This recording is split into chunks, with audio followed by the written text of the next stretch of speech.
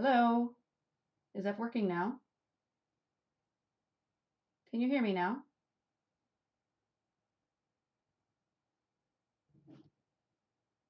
We want which device?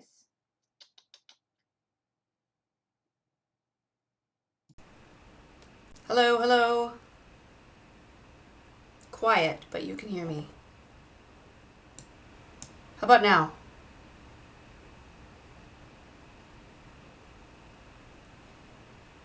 That's better. Okay, good. Yeah, I don't know why it didn't automatically do that.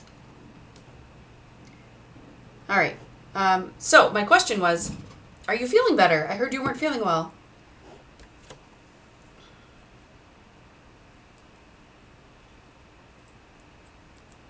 Let's see if this goes. Oh, come on. It doesn't want to stay on there.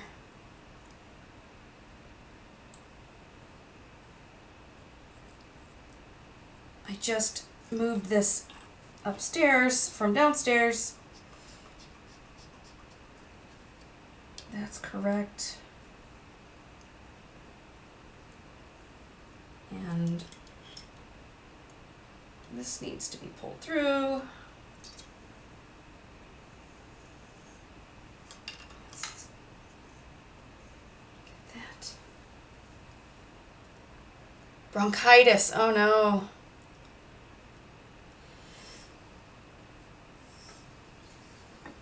This is a little too tight. That feels better. This doesn't want to spin. I just lost the... What? Okay, let's figure this out before I actually start.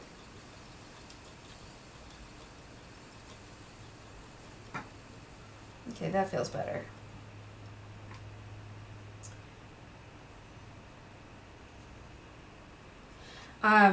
Yes, I've had bronchitis. Actually, I had bronchitis that turned into pneumonia about 5 years ago.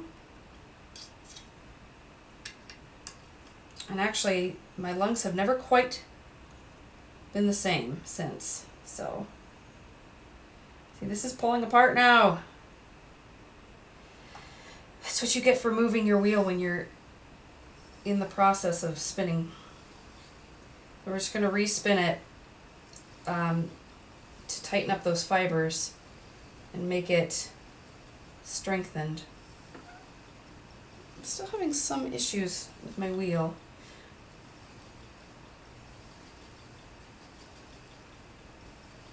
Okay, so anyway, I was saying that this is a very beautiful merino and silk blend from Paradise Fibers. And it took a little getting used to because it's so silky smooth and the fibers are just so straight, they just want to slide right past each other, which makes for a really nice fine yarn, but also makes it super hard to hold on to.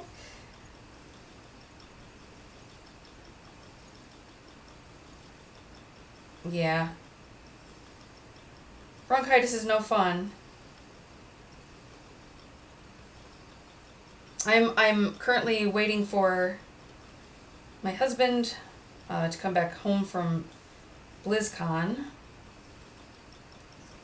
He, I think, just got to San Francisco and now is going to be taking a flight to Detroit.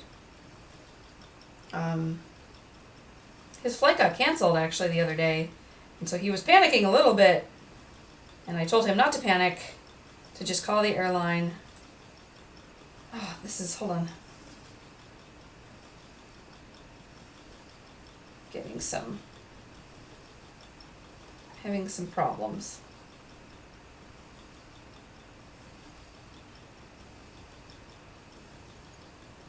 Anyway, he did end up calling the airline and got a different flight, but it was out of Detroit and not Lansing. So he had to drive a couple hours to the Detroit airport and get on a flight there.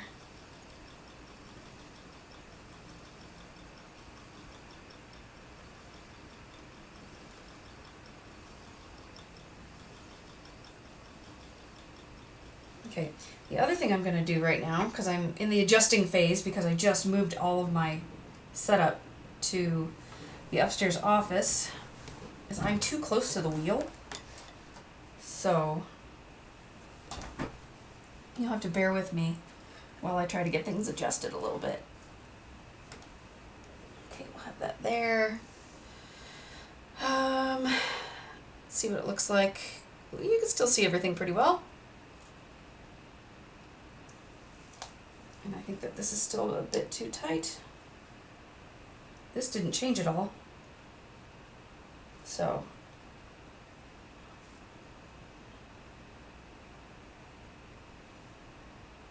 alright. Alright. We go. The other thing that's different about this setup is that this chair has arms. So it's just different.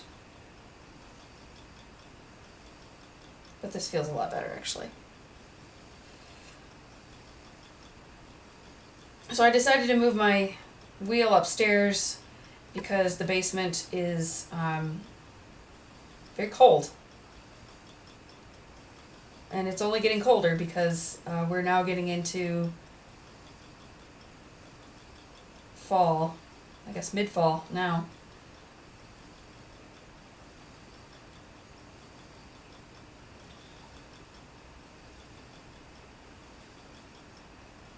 So let's see. Alexa, what is the temperature today? Right now, it's 44 degrees Fahrenheit. Tonight, expect a low of 40 degrees. It's not so bad. I'm concerned about my chickens and my sheep. Especially the chickens because it's their first winter. And they are now living outside in the coop. But they seem fine. I went out there today to go check on them. And I couldn't find any of them because they weren't in the yard. It turns out that they found a little place to get underneath the fence because they're still pretty small, even though they're all feathered out. They went under the fence and they were just chilling in the field, which I don't want them to do because they are not protected from foxes and things and raccoons and whatnot out there. And that's where they were, and I had to entice them back through with some grain, which I did. But I'm going to have to go back there probably tomorrow and cover up that hole.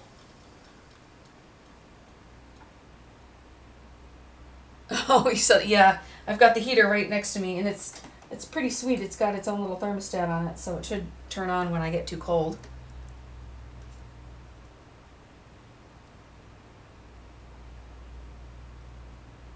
The sheep do know how to use the door, but they have been moved. So they were... My initial thought was that everybody was going to live in harmony and just hang out in the yard. And that had to change because our dogs just can't get over it. And they just wouldn't leave the sheep alone. So we created a yard of their own in the back part of the yard.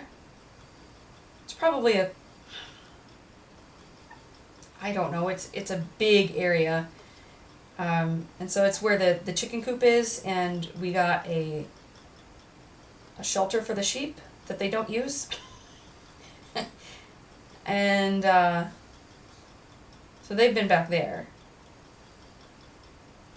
And I'm told by my shepherdess mentor that I don't need to worry about it, but I still worry about them because I don't want them to be cold. And it's been super rainy. We actually did get snow on Halloween.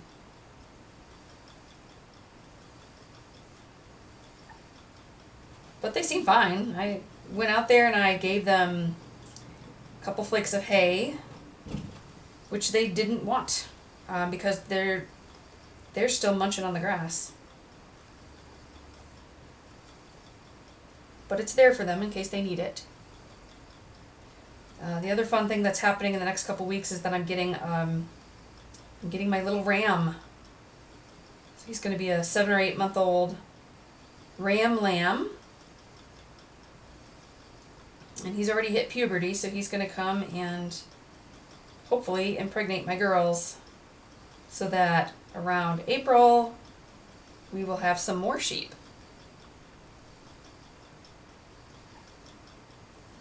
And I'm hoping for ewes, but if we end up with more rams, we're just going to castrate them and turn them into wethers.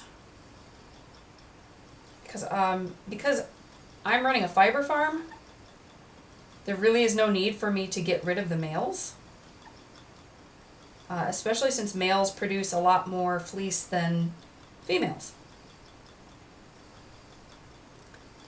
So on average, 1 year of growth for a female sheep can weigh like 7 to 10 pounds. A ram's fleece can weigh up to 20 pounds. So that's a lot of wool off of one animal. And it seems like an awful waste. So I don't see the need to get rid of them, especially since wethers are, they're just fine. They have really great personalities and they're very sweet. And if I need another ram next year, I think I'll just buy another one.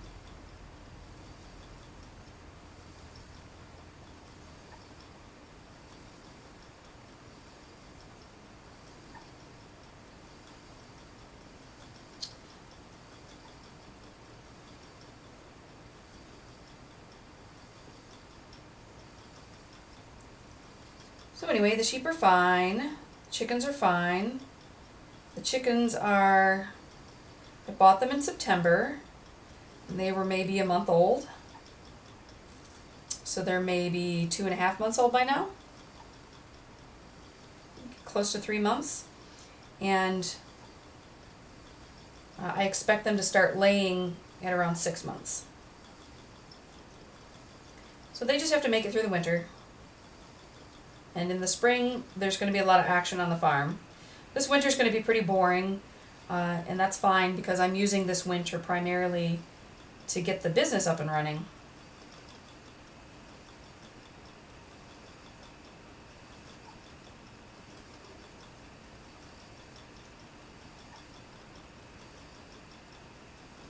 And in fact, I'm working with a company called LegalZoom to do that.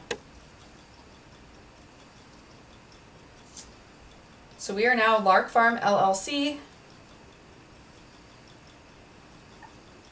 We are official, though we're at a strange stage right now where I'm not really sure if it's official with the state yet. I mean, I think it is because I have an employee identification number. Look at that. This is, okay. I don't know if you can see this. Hold on. Just go around one more time. This is called a slub. Can you see that? So there was just a big chunk of silk that didn't get combed out properly, and I don't want that in my yarn. So what I'm going to do is just grab onto it and pull it out. It's a shame because it's silk. So this is what silk looks like. Now, I don't know if everybody knows what silk is made out of. It's cocoons of the silkworm moth. So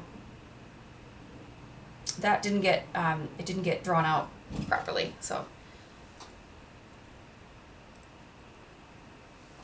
the bulge. Oh yeah, the slub. That's what you're talking about. That's okay, because I'm ready to move to the next hook anyway.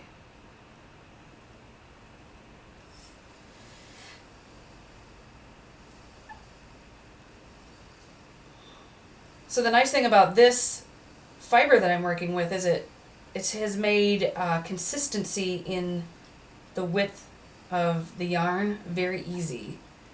But it is also, there's a bit of another slub. Look at that. Come on.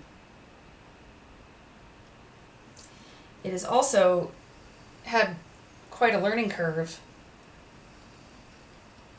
because it's not as grabby as other fibers I've worked with. it's very, very sleek. So that means it's going to be very shiny and soft, which is awesome, but it's different to work with. So just took a little bit getting used to. And every fiber's like that you work with.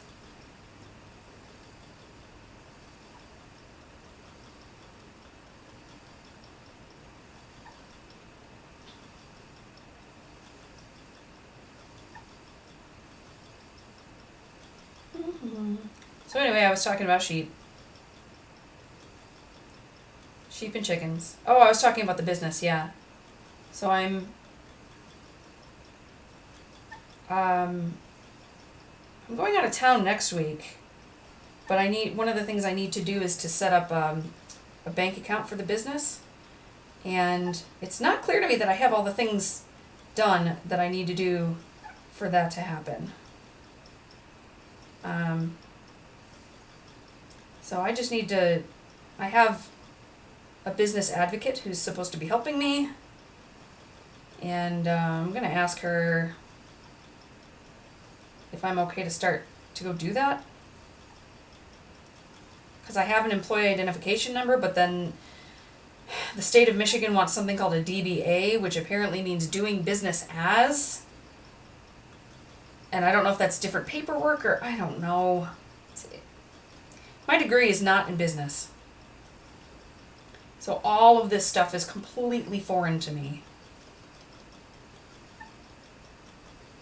And I just want to do my things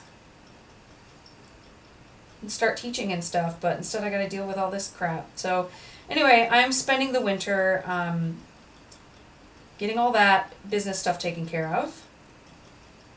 I've got the website up, but it has almost nothing on it.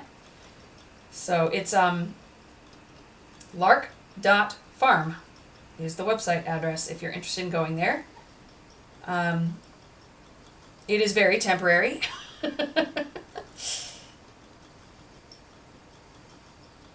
So, yeah. So actually my background is in biology and education, not in business at all, it turns out. But I'm going to be learning enough about it, so.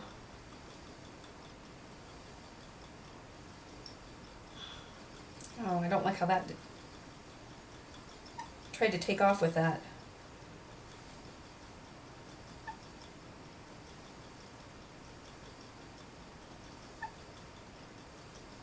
What else am I doing this winter? I'm planning what I'm going to be planting. So I have the garden area in the back. So yesterday I went to a seminar offered through the Michigan State University Extension Office on goat and sheep nutrition. It was an all-day seminar. It was very long, where they talked about how ruminant digestive systems work, which I already knew about, but then also, what kinds of things we can feed them, and how to tell if what you're feeding them is nutritionally dense, and if it's high quality, and how much you should be spending on it. It was just a lot of information. And by the end, I was getting really tired because it had been a long day, but also a lot of the information near the end was not for people who only have like 3 sheep. It was for people who have maybe 300 sheep, and I don't. So, I mean, it was very interesting. They were talking about using these calculators that they had created to determine how much feed you're going to need for a year, how many tons of feed you're going to need for the year, and so that you can plan those things out. And different feeding delivery systems for your 300 or more sheep. And like my feeding delivery system is I take a bucket and I throw the food in it and I walk it out to them. That's my feeding delivery. I'm the feeding delivery system. So, yeah.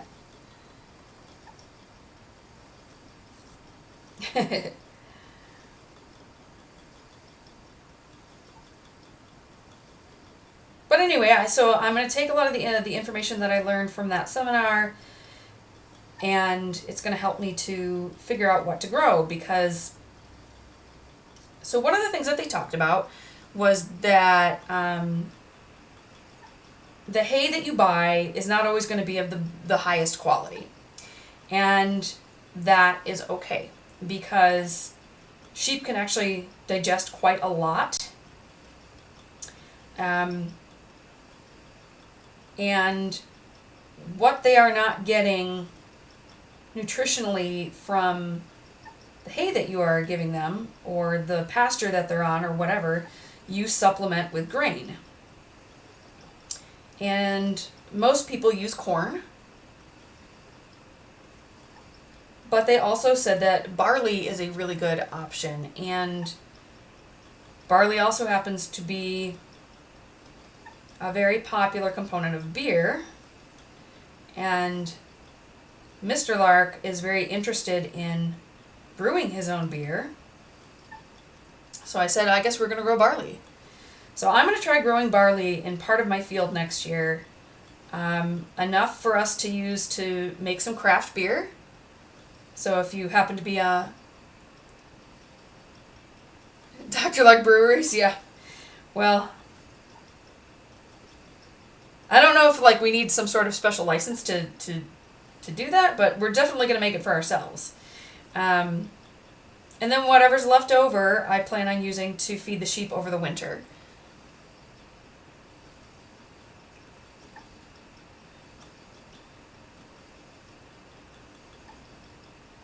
This is especially important time for nutrition, because the sheep are going to be pregnant soon.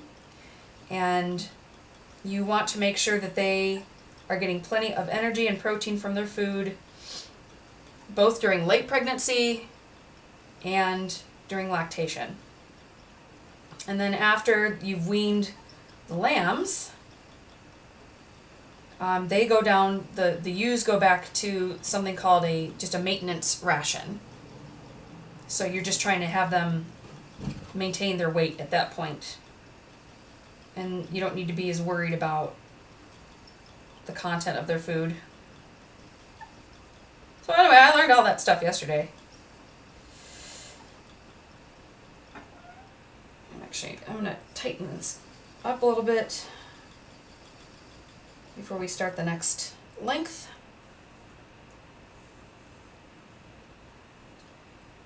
And I don't think I'm ready to switch to the next hook yet. So, I'm having a really hard time reading this because it's not big enough. So I can pop it out, but it's still very small. And now I lost what it was that you said, Manny. So let's go back to there.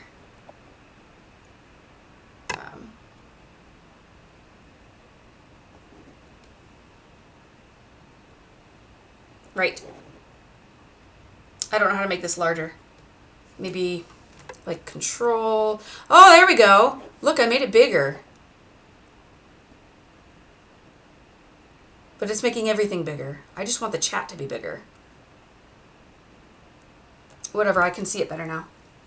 So I'll be able to see a couple lines anyway. All right. Now, okay, so I finished that chunk that I was working on. So now it's time for me to get another chunk. So I've got my fiber in this basket next to me, and I've lined it with just an old sweater. And the reason why I lined it is because you don't want the fiber to get stuck to the basket. Yeah. Yeah, we might need some special permit if we're going to be selling the beer. or we might just brew it for ourselves. So, okay, so I went ahead and tore that off. And I don't know if you can see this, but there was a bit that was a bit shorter than that.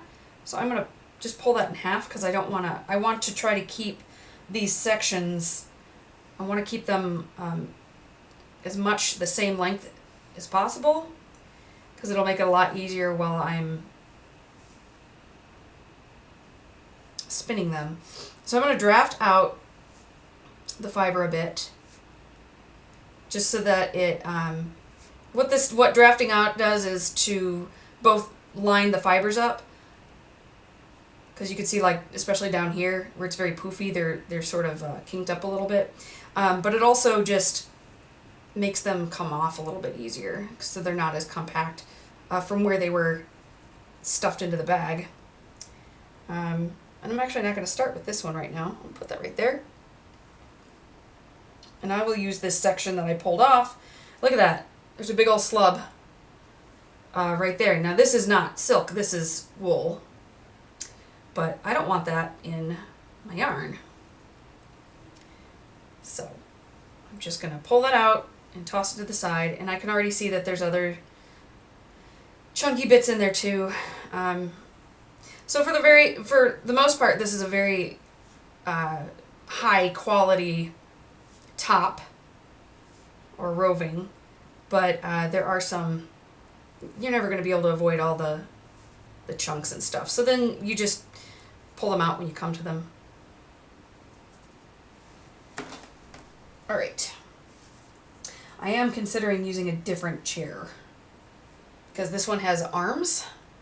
You can't see it from where you are, but it's like my elbows doesn't have anywhere to go. Okay, I have somehow gotten fibers all over the place now, so we're just gonna clean that up a little.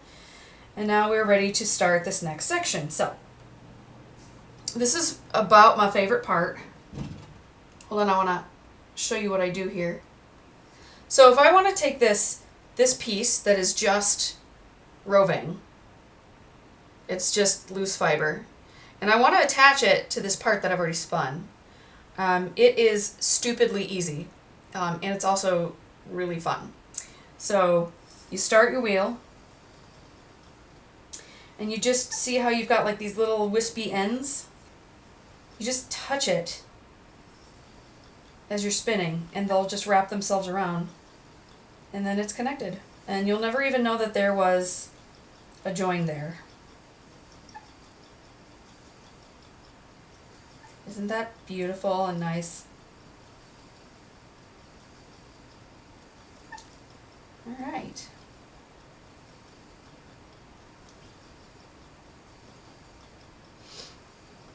And so what I'm trying to do is basically have the yarn dictate to me how thick it wants to be.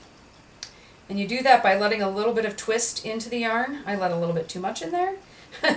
And the fiber isn't completely smooth. If you were to look at this fiber underneath a microscope, you would see, because it is hair, that it's got some scales or scale-like structures along the length of the shaft. And when you're spinning, those scales catch on the scales of adjacent hairs. Did you see how that took off like that? Sometimes you gotta grab onto it to keep it from going. Anyway, so you basically just let the twist in, and it will wrap itself up, and then when you draft it out, which is this pulling motion I'm doing, it will pull out a pretty consistently thick bit of fiber, though I am getting quite thin here. So I don't like how thin this is getting, so what I'm going to do is just tear this off and then start again to thicken it up. Because the other thing about really, really thin yarn is that it has to be very highly twisted, otherwise it's just going to break. And that's what you don't want happening. You don't want yarn that's going to break, because it's not going to be useful yarn.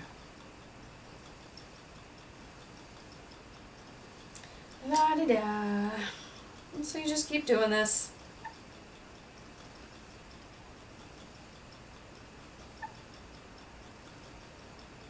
Oh, we're getting close to that slub.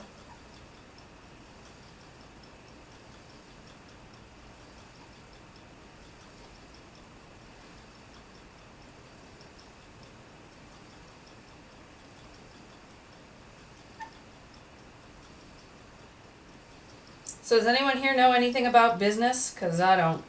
I mean, I'm learning, but... Okay, we got to the slub. I'm just going to grab onto it, and then toss it. And now it's gone, like it was never even there.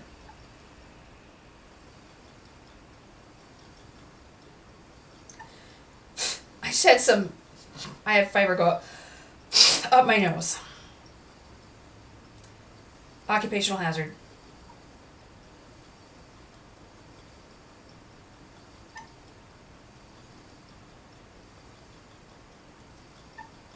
So what other stuff am I doing this winter? So I'm planning on what I'm going to grow.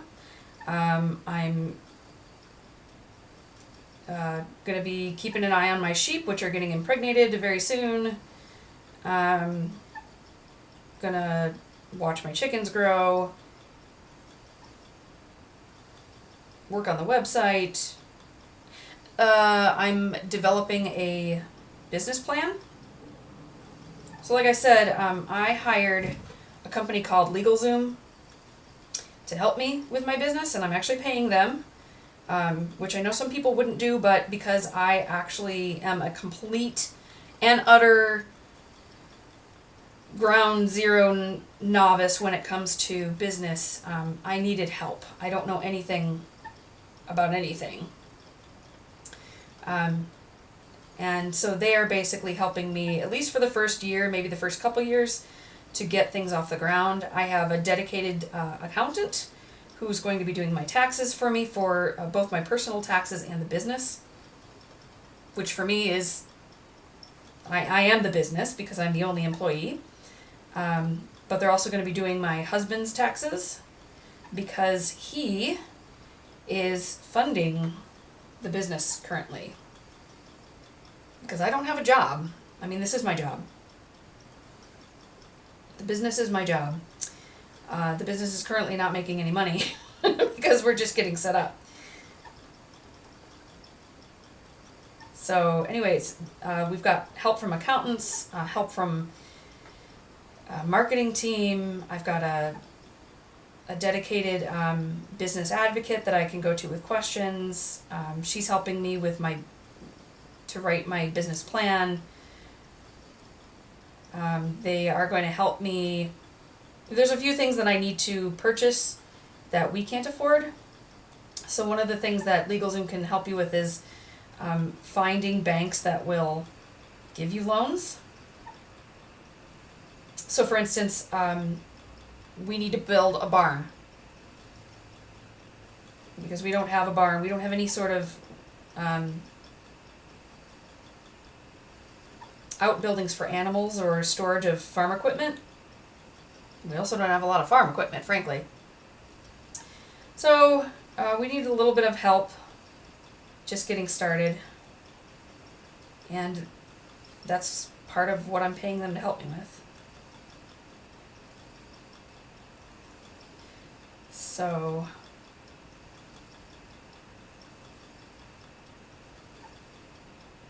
ultimately my goal is to be able to just pay back my husband, make enough from the business to pay him back the money that he's invested into starting up my business.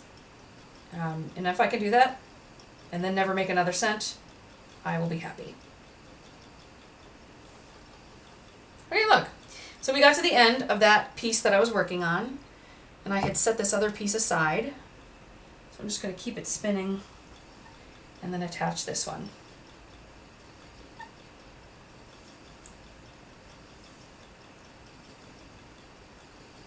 You just got to be careful when you attach because it can be a place where you get a lot of built up fibers and it'll make it thicker there. And it's okay if the yarn is a bit thicker in some places because you're going to be plying it anyway. And so those areas that are a bit thicker, as long as it's not all over the yarn, those are pretty much going to disappear when you ply. So I'm aiming for consistency, but if it's not 100% consistent, that's fine.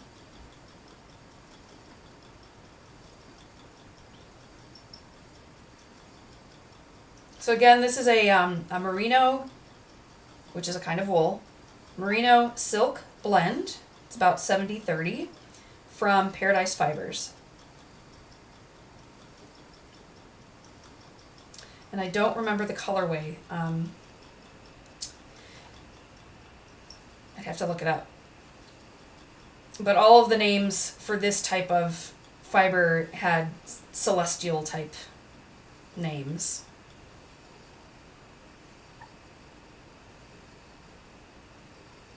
So named after different constellations and things.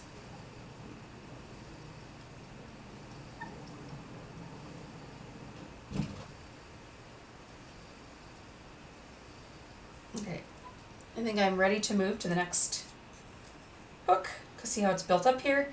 And you want to try to just be as to fill this up as evenly as possible.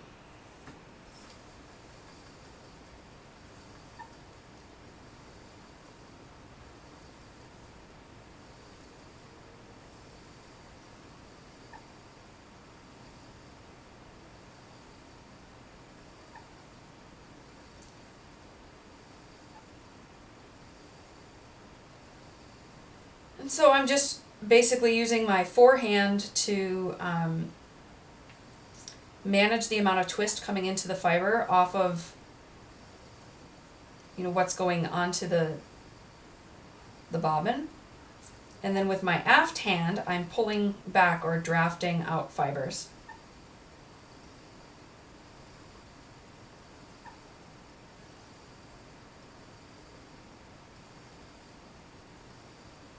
Okay,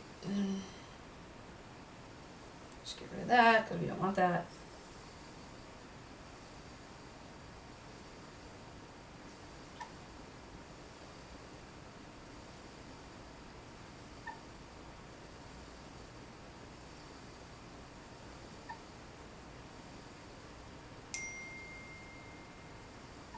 It's my husband! He says, oh hey! Oh, hey. Oh, they're getting on the plane he's getting on the plane to Detroit. Yes. I'm going to say, hurrah.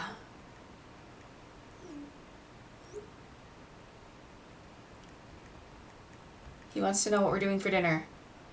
I'm saying, we have no plans. No plans for dinner. I have not been cooking lately. We have only been eating out just because... Like yesterday I was at that seminar all day long and had no time to cook by the time I got home. I feel like Mexican. I want a burrito, he says. If he says Taco Bell...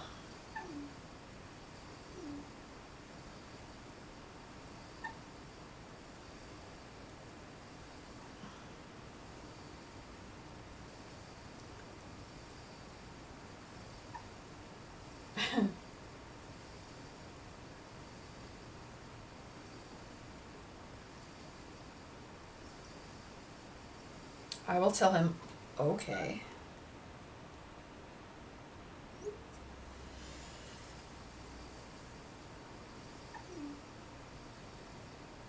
Oh, that was Moira who said that. I didn't realize it was a group chat. Moira says she wants Mexican. Moira is our daughter. Moira's birthday is going to be coming up very shortly. It's on the 12th of this month. She's going to be 12. She's going to be 12 on the 12th. My 12-year-old who is 2 inches taller than me. So it's... Okay, so for Halloween, so her dad was out of town because he's been at BlizzCon. And on Halloween, I took her out to go trick-or-treating, only the weather was just horrendous here. So we decided to go to the mall because they had the different stores in the mall were giving out candy. Only everybody had the same plan that we did. So there were about 50 gazillion children and their parents. But what was funny is she's taller than me. So I'm walking around this kid who's in costume getting candy, and she's taller than I am. I mean, she's only 11. I don't know at what age people generally frown upon kids trick-or-treating. But anyway, we ended up not staying very long because it was too crazy. I mean, because it snowed that day. It was very cold and windy. They had something like gusts up to 45 miles per hour. And we would have been miserable if we'd actually gone out. So then we went to the Olive Garden and had a nice dinner.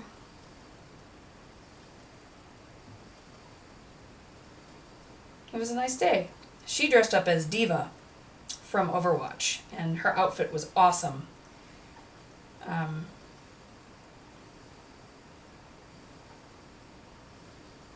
Preteens is fine? Oh, good.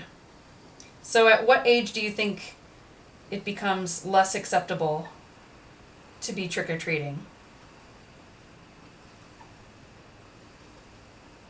Oh, you saw her picture? Yeah, she looked awesome, didn't she? She actually wants to, there's a Comic-Con that's going to be in Grand Rapids, which is about 90 minutes from us. And so she wants to go and wear her costume to cosplay as Diva.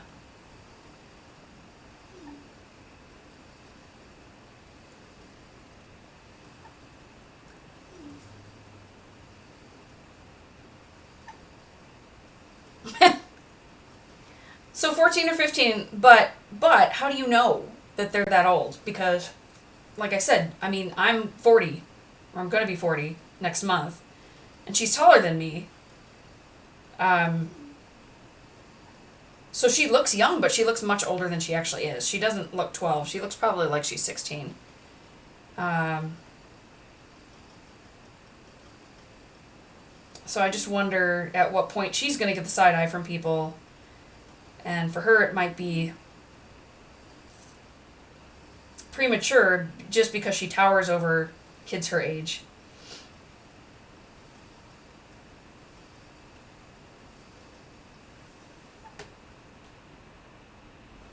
Oh, Zach said he didn't know I was streaming. I tell him bye. He's getting on the plane.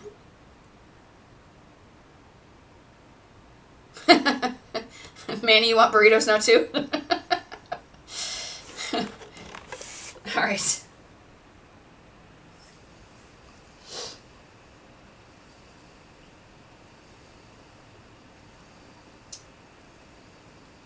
I'm not hungry right now, so it's hard for me to think about food when I'm not hungry. Actually, you know what I want? I want more pumpkin seeds. I ate all the pumpkin seeds. I love pumpkin seeds. They're all gone. They only lasted a couple days. And I want more of them.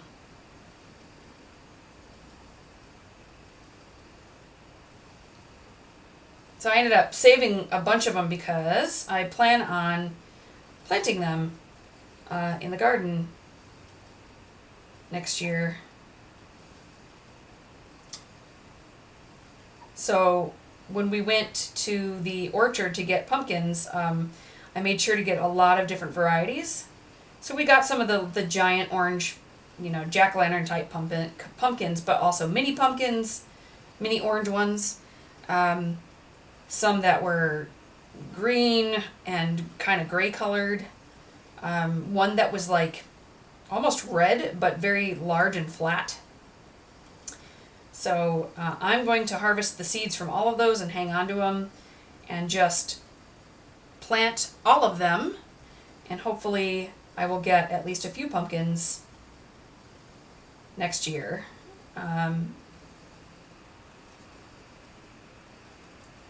So I'm a firm believer in getting seeds for free.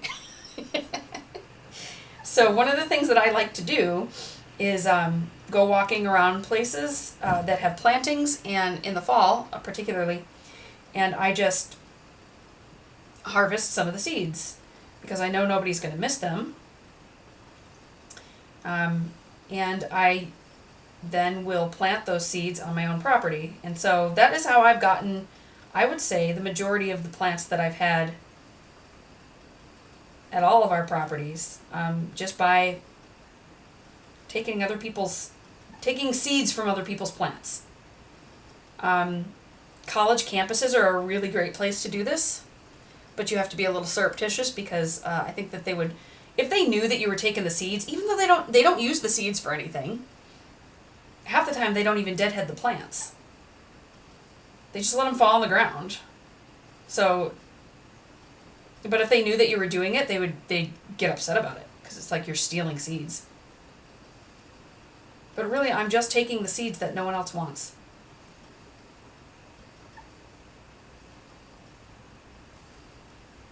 And then I'm using them for my own purposes. Ha ha ha ha ha.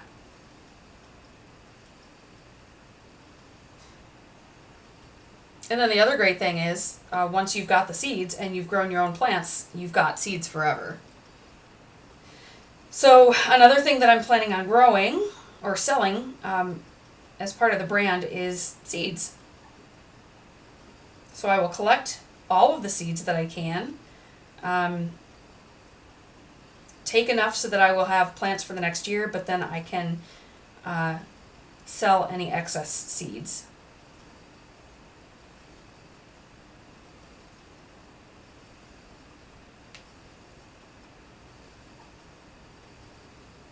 Ah, gosh, another one. Look at that. Bothers me because it's a waste. That's like perfectly good silk right there.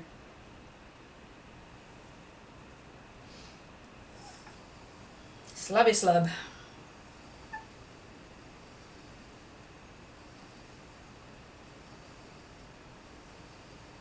This is a little thicker than I'd like it to be.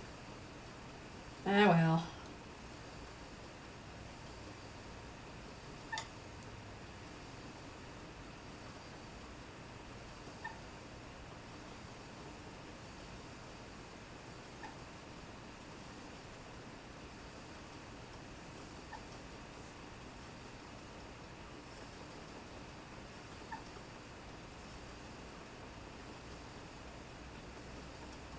So spinning is actually a very active process because you gotta sometimes you'll find areas that are not cooperating.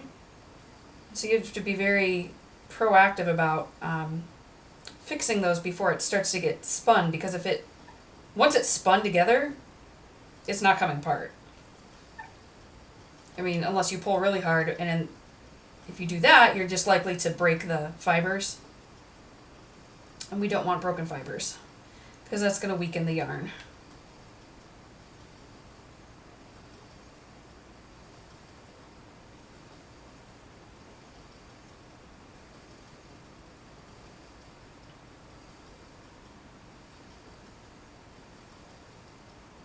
So I think that I bought a bunch of this fiber from Paradise Fibers in 3 different colorways. 4 ounces each, and each was about, I want to say between $16 and $20. But the next thing I'm going to do is, if anybody follows me on Twitter, you'll see that I have been experimenting with plant dyes. So what did I do? I did 4 different plants. Goldenrod, and that dyed the wool into a very sort of pastel-y spring green. Then I did avocado, which it was supposed to give me like a pink and gave me brown, like a real light tan brown. Then I used pokeberry, which gave me just a brilliant magenta. So pretty and deep. And then I did Eastern Black Walnut, which gave me the most gorgeous chocolate brown. So now I have all of this wool that I dyed, literally using plants just from around my yard. And I used my blending board to create something called rologs, which I don't have with me right now.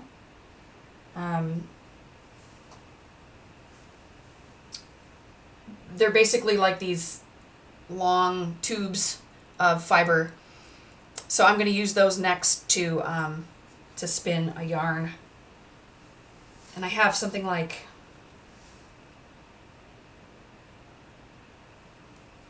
how many ounces? 12 ounces or maybe even a pound. So I should be able to get lots of yarn out of that.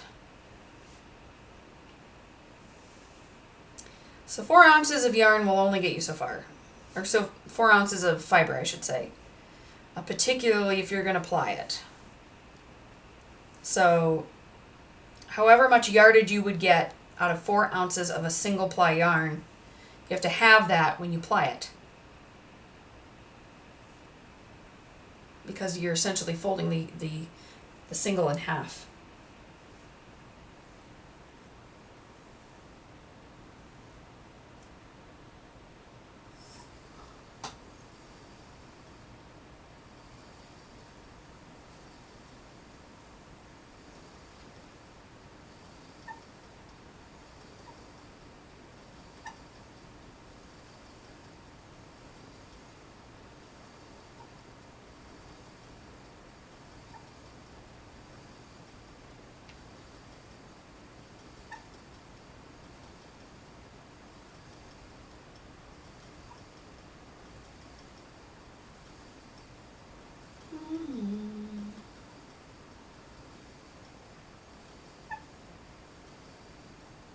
So what else has been going on? I'm going out of town next week. So my very best friend and I are going to Minneapolis to attend a workshop offered by the Woman's Wood Shop, which is a what would you call it? Company, group that offers different sorts of classes, woodworking classes to women, primarily to women and non-binary people. And the class that we have signed up for is carving spoons. So I'm flying to Minneapolis on Friday, and she's going to pick me up. She's going to be driving there from Houghton, and which is fun because we haven't seen each other since the end of September when she came to visit. And before that, we haven't seen each other since June. So we've only seen each other twice since June. Once since June. So we're going to go do that and have a good time. And then I intend to take what I learned from that workshop and use it to, well, of course, to carve some spoons. But I also have one of those little wood burning doohickey pen things. And so I'm going to decorate some of the spoons with that. The other thing I want to learn, and I'm going to see what kind of skills I can pick up at this woodworking workshop, is I want to start turning my own knitting needles and crochet hooks. So custom wooden knitting needles and crochet hooks that you will then be able to buy from me, from the online shop, along with spoons, hand-carved spoons. And it happens that there are quite a lot of apple trees on our property that we're going to be getting rid of because they're kind of junk trees. So I'm going to have lots and lots of apple wood to use for that purpose. And so because this is an expense that's going toward something that's going to be a product of the business, it is a business expense, so I can actually write that off of my taxes as such. See, I'm already a businesswoman. Or trying anyway. Oh no, look, that tore. Not a problem. So what I'm going to do is let that spin to the end and reconnect it.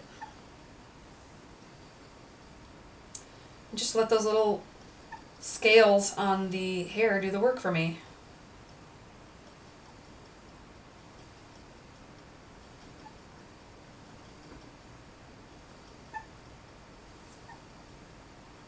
So hopefully by next year, I will be able to offer in the shop, carved things. I'm going to be growing my own herbal teas that will be available for purchase next year. Oops, I just lost the yarn. I just lost it. Okay, so here, this is a good teachable moment. So sometimes, if you're not paying attention because you're talking to people on the internets, you end up not twisting the yarn enough, and it'll break, and it'll get sucked through because the apparatus here is actually pulling the yarn onto the bobbin. Okay, and you can actually adjust how strong that pull is going to be by fiddling with a lot of different tension adjustments. If that happens, though, it can be easy to lose the yarn that you were just working on the bobbin here. Fortunately, it tore in such a way that it was real fluffy at the end, so I can see where I lost the end. So now what I'm going to do is pull that off. I'm actually going to send it up to the next hook very carefully. And if it hasn't been twisted enough at this point, it could tear. And then you're just going to keep pulling on it until you find an area that's been twisted enough. Because once it breaks like that, it's going to start untwisting. So see how this is all untwisted now? That's going to be easy to break because it's essentially just a really skinny piece of roving. So I'm going to pull back on it a bit until I get to a point where I know it was twisted pretty well. And I'm just going to add some additional twist to it to make sure it doesn't come apart. And I'm smoothing it with my fingers while I'm doing that. Smoothing the fibers down.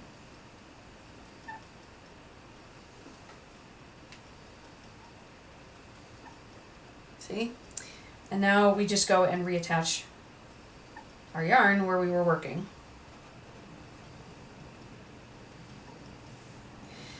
And we're back in business. I will try to pay a bit more attention.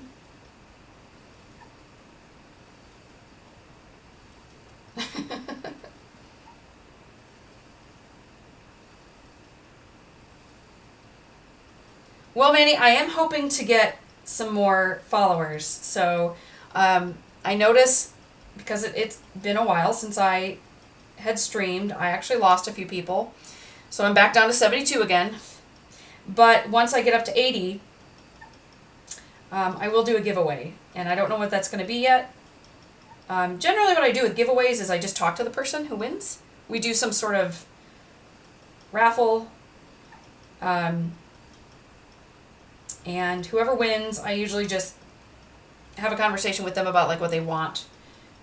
So I've done several giveaways in the past. One gal from New Zealand wanted a kiwi. So I made her a little kiwi, a little crocheted amigurumi kiwi. Another gal, I made a little tiny miniature cat with a jeweled necklace. What else have I done? I don't know. There was a couple others. But, I mean, if somebody wants me to make them some custom yarn, I can do that. I can crochet something. I can knit something, as long as it's smallish. Because these things do take time, right? So, tell your friends, because if we get up to 80, I'll be doing one of those giveaways. And I will make something for the winner. But I should also point out that I am open for commissions. I have never had anybody ask me to make them something for money. But I am open for commissions. I just haven't had anyone commission anything from me yet. So that's something I'll have up on the website eventually once I figure out how to get an online store going.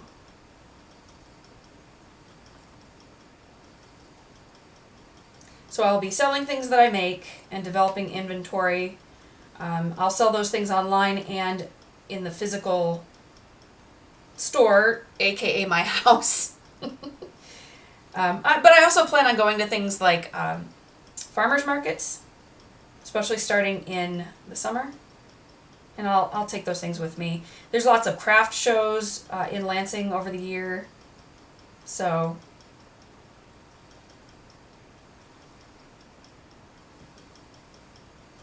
I think that's what it was. Isn't that what I was talking about?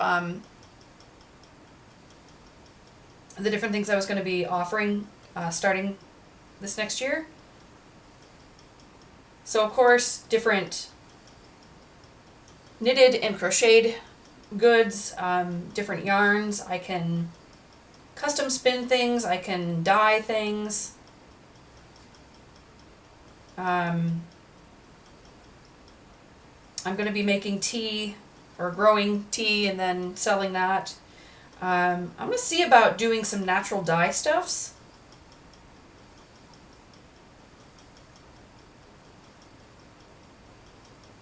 I'm also going to be starting bees next year, so hopefully I'll be able to start working with beeswax and honey. I also might make some cheese from the sheep's milk that I will have access to come spring. And you can also make soap from sheep's milk. So I plan on having just lots of different stuff that you would get on a farm. And when it's sold out, and then I'll, try to make more and get an idea for what's popular and what's not, and know where to spend most of my time and efforts. But again, I'm not looking to make a ton of money.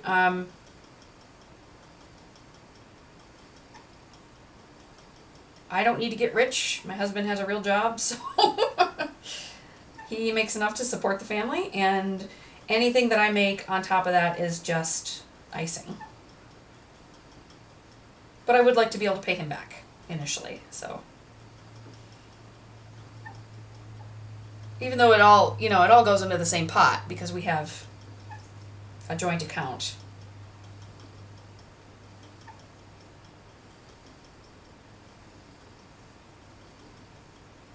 I think what's a little just ironic is that he's always,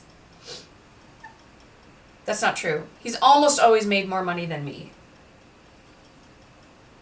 When I was a graduate student and he was yet to be employed, I was making more money than him. So when we started living together, I was in grad school and he was initially unemployed, and then he got a job at EB Games. EB Games, which I think now is called GameStop. And I made more money than him. And betwixt the two of us, we made less than $30,000 a year. Shortly thereafter, he got a job at the same place that he's been working at for the last 16 or so years. And he's just every year gotten raises and or promotions, and his earnings have just eclipsed mine. So even when I was working as an assistant professor at a university, he was making more than twice what I made. So anyone who thinks that professors make a lot of money, maybe if you're like a computer science or engineering professor, but for the most part, professors don't make a ton of money. I mean, we make enough to be comfortable, right? So that's also part of the reason why my losing that job and currently not making any money wasn't really that much of a financial blow to us, because we were living off of his income for the most part anyway. So, but I do realize how very, very privileged I am to be able to start a business and have my husband basically be my benefactor and be the one who's financing my endeavor. And if it works and I make some money, that's great. And if it turns out I decide that this isn't for me and dissolve the business, that's great too. You know, I'm playing this by ear, and the really important thing for me is to just remain healthy, because it was the stress was making me very ill. So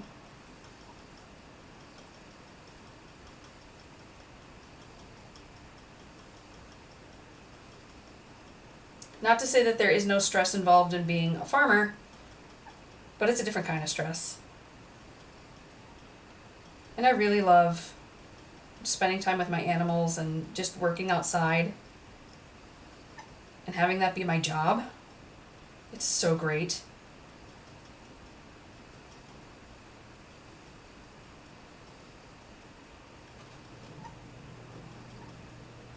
You spend a lot of time building fences, is what I have found. Part of the reason for that is fencing materials are pretty expensive, so we are trying to find, at least for the temporary area that we created for the sheep and chickens that they are sharing right now, we didn't want to put a lot of money into a fence because it is going to be taken down. So I'm working with the United States Department of Agriculture right now to eventually ask them for money. But I'm also working with the NRCS, which is, it's the conservation arm of the USDA, to develop a conservation plan, and they will actually do cost share with you to help you manage brush on your land. Also, they will help you get things like fences and I can't remember what they call these things. They're basically hoop houses. It's a type of structure that looks like a bunch of hoops with plastic over it, and that will help to extend the growing season for part of your land. And they will help with that. They'll help both through hooking you up with people who can do those things, but also partial cost shares. So I'm working with them right now, and one of the things that they're going to help me with is fencing, because not all of our land is fenced in. And I want it completely fenced in so that the sheep can roam wherever they want within the confines of our 8 acres. But also to keep out predators. We have a lot of coyotes here. We also have things like opossums and raccoons and foxes and dogs that would take a lamb, for instance. We don't have bears and we don't have cougars or anything, so that's good. But where was I going with this? Anyway, fences. So while we are waiting to get some help to build those permanent fences on the perimeter of the property, we needed to build a temporary fence to keep the sheep and chickens in this yard that we've created for them, for overwintering. And we decided to use this plastic fencing. It's green, but I think it's like snow fencing. So you've probably seen it in orange, and people use it as snow fencing in the winter. Well, we got this green plastic fencing and these little fiberglass skinny poles to hold it up. And it seemed to be working out really well until we discovered that one of our dogs was chewing through the fence so that he could get to the sheep. So then we had to go out and buy poultry netting so that we could put it over the bottom part of the fence so that he couldn't get his mouth in there to chew open the fence. So we have spent so much time and effort just trying to come up with solutions for this fence and, fix it when the dog chews through it. And it's just been, I think that maybe farmers spend about 80% of their time dealing with fence issues. Because animals they don't want to go where they're supposed to be. It's like you create this perfect little habitat for them. Do they want to be in it? No. They want to be on the other side of the fence where they're not supposed to be. So for instance, this morning I go out to take care of the chickens, right? And so even though they are able to forage just fine in the area where I have them, they really prefer their grain. And so I buy them this stuff called Hatched Hen, which is, it's a feed ration that is medicated. It's got grain in it. It's got crushed corn in it, and some other stuff. They love this stuff. So they're going to eat this stuff until they are laying age, which is about 6 months old, and then I'll switch them over to a layer ration. But anyway, they were out. And so when they do run out, they will go to forage. And apparently, the yard that we've created for them wasn't good enough, and they found an area where they could squeeze underneath the fence because they're still pretty small. And so I went to go look for the chickens, and they were all gone because they were on the other side of the fence in the area that is not protected from predators because they're chickens and they're dumb, right? But once they saw that I had the crumbles, the chicken crumbles, they came running. So now I have to go out there probably tomorrow sometime and find the area where they went under the fence and get some more poultry netting and put that up. So, like I said, it's like freaking fences, man. Everything is fences.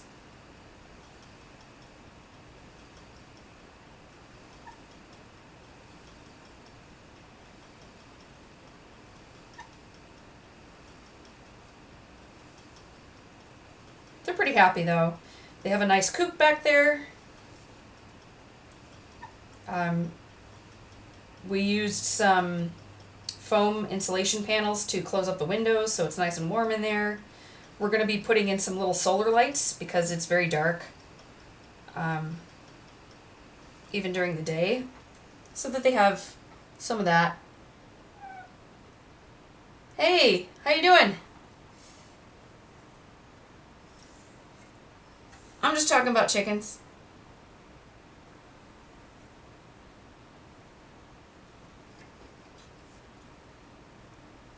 I was worried about them getting cold, but everything that I've read about overwintering chickens seems to indicate to me that they're just fine in the cold.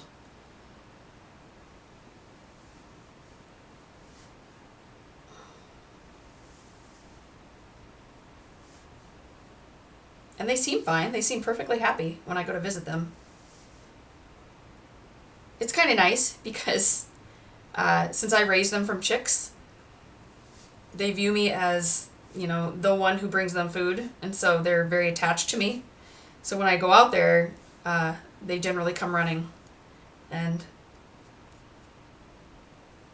they are very sweet. What is tonight's event? Did I miss something? What's going on?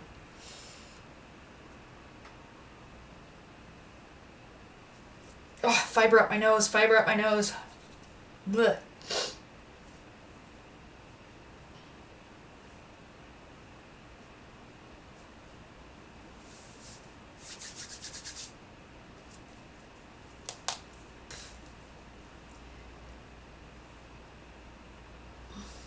we doing? Fiber and then math.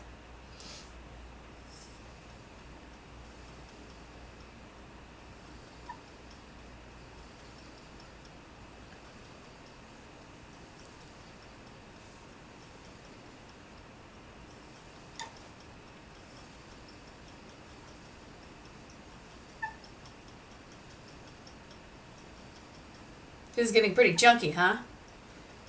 I still have quite a lot of fiber to get through. So I'm hoping that I will get a good amount of yardage out of this.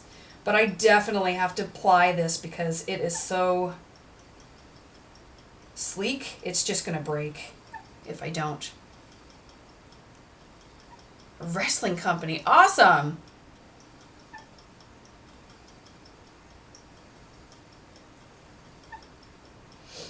That sounds like fun.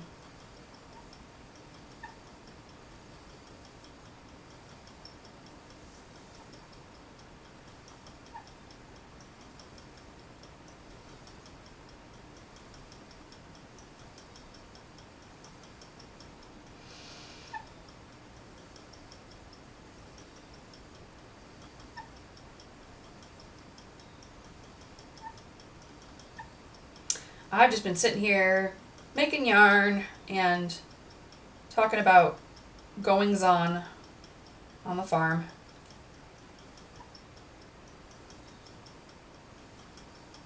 And updates on my business venture.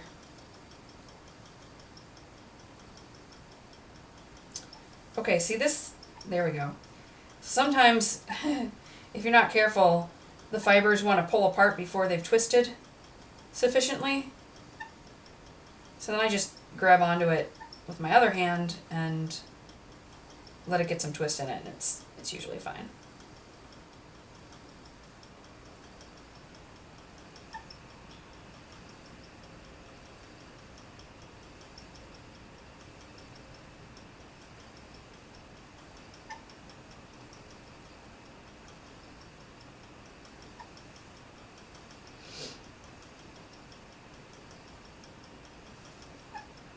Yeah, we had the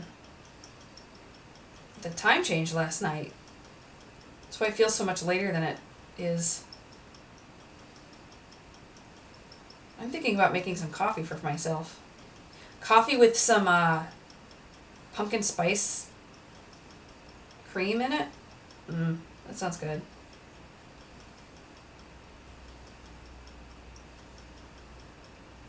Let's see, what do I have going on this week? I'm taking the dog to the vet tomorrow because she's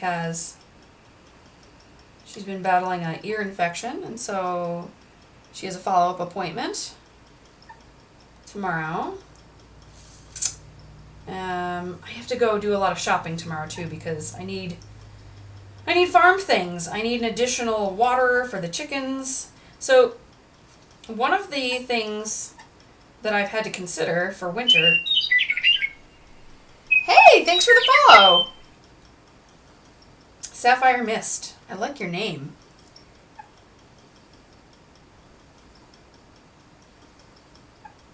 What was I talking about? Oh, yes. So I worry about my chickens because I don't want them getting too cold. Where they are is sufficiently far from the house that we don't have the ability to run power out there, so there's no heating in the coop. There's also nothing to keep their water from freezing. So I worried about that, and I worried about that for a while until I read on some website or forum somewhere that some people just have 2 watering buckets, and they go out every morning and they replace the one from the night before, which will have frozen, and you put that inside. You replace it with a new one, and then you go out in the evening and do the same thing, and so you just keep swapping them out about a couple times a day, so that the chickens always have fresh water, and you're usually warming up one that has frozen. So, one of the things I need to buy tomorrow is another bucket. So the cool thing is is the buckets that they use have these little metal nipples on the bottom. So you hang the bucket, and then they just go underneath and tap at it and get the water that way.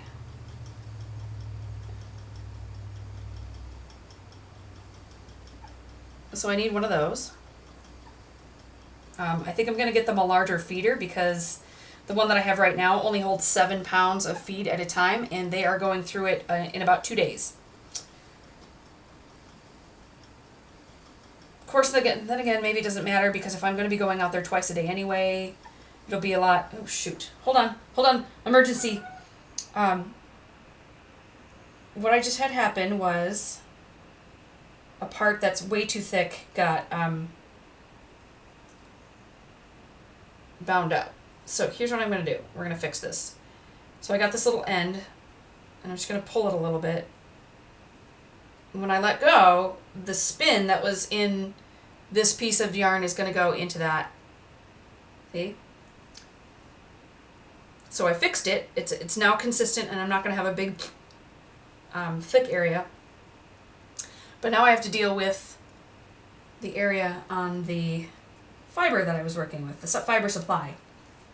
So I'm just going to grab this. I'm going to sort of pull on it a bit.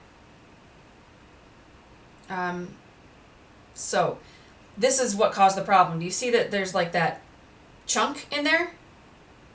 You see that? It's kind of hard to see. There's a big chunk or slub, so I'm just going to pull that out. And I'm going to throw it on the floor. And when I go through and vacuum, that will take care of it. So then I'm going to fix this here.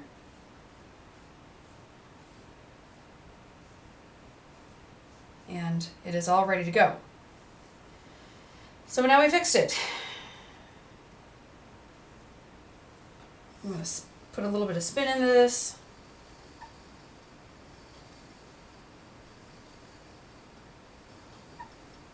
I'm going to attach my yarn, or attach the fiber supply.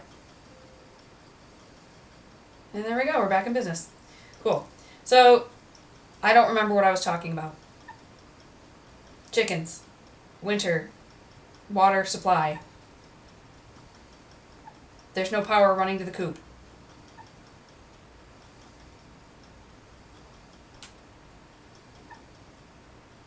Anywho.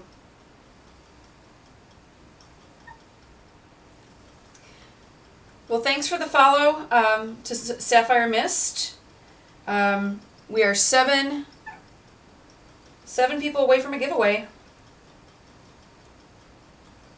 What am I giving away? That depends on what you want. We can do a knitted or crocheted good. We can do some custom yarn that I will dye for you. I will dye for you. I mean the yarn. I'll dye the yarn. Okay, this is getting wonky now. Hold on a second. I have to concentrate.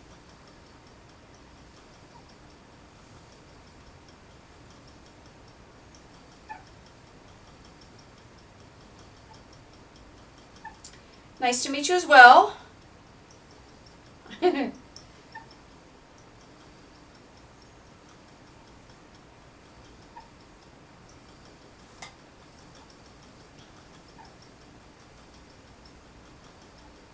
we go. Anyway, so, yep, once we get to 80 followers, I will go ahead and do that giveaway.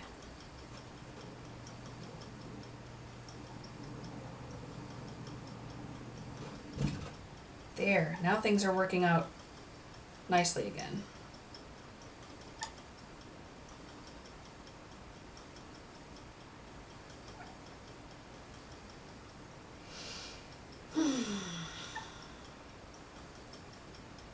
So how's everyone doing on this Sunday? Sunday of the time change. Is it daylight savings ended? Or started? I don't I don't know. The time changed. That's what I know. I haven't changed any of the clocks in the house. Any of the ones that need to be manually changed. Of course, everything that's connected to the internet changed itself. Which causes a lot of confusion when I'm walking around my house. Because I have no idea what the hell time it is. Loading the dishwasher. I need to do that. Actually, I think that there's stuff in the dishwasher right now that's clean. I have to take that out so that I can load it. And I'm going to do it before my husband gets home because I don't want him coming home to a dirty house. He is flying back from Los Angeles because he went to BlizzCon. It's the first time he got to go.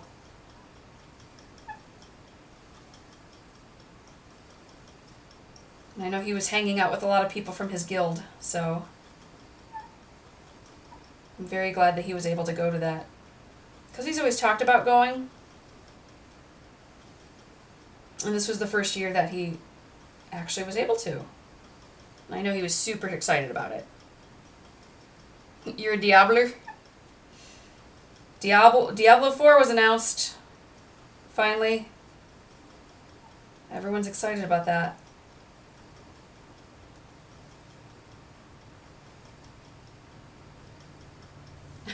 A Diabloer.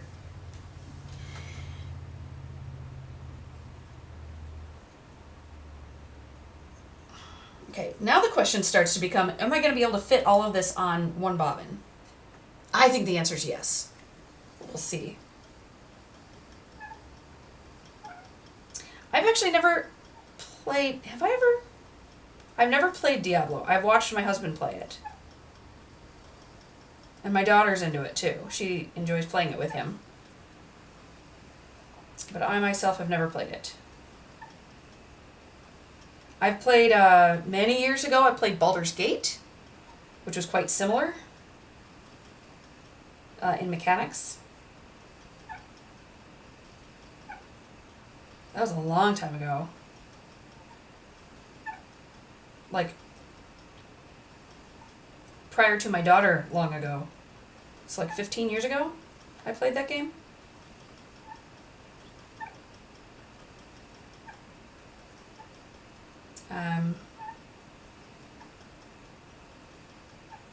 Really all I play these days is like Gardenscapes on my iPad.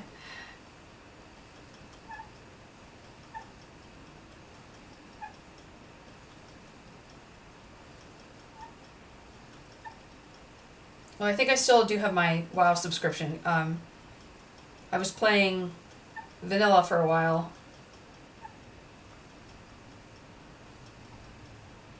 But mostly I work on projects in the night, at nighttime, when I would be playing otherwise. Because I don't have time to do stuff during the day. So it's my choice is, watch shows and knit and crochet or spin or play video games, and I don't have time to do all the things. So maybe what I need to do is get myself on a schedule so that I can play some nights and then work on projects other nights. And this is a really busy time of year because I generally create gifts for Christmas. I make stuff for people. So this is a very busy time of year because I'm constantly making things. So lately I've actually been making these little pumpkins. Where are they? I don't have one. Oh, I'll go get it. Here's what I'm going to do.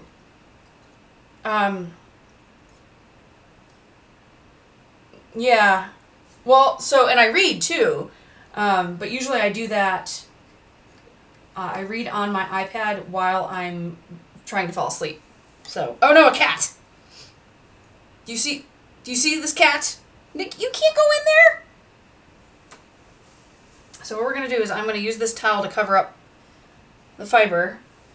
And then I'm going to try to, look at him. You make a bed for me?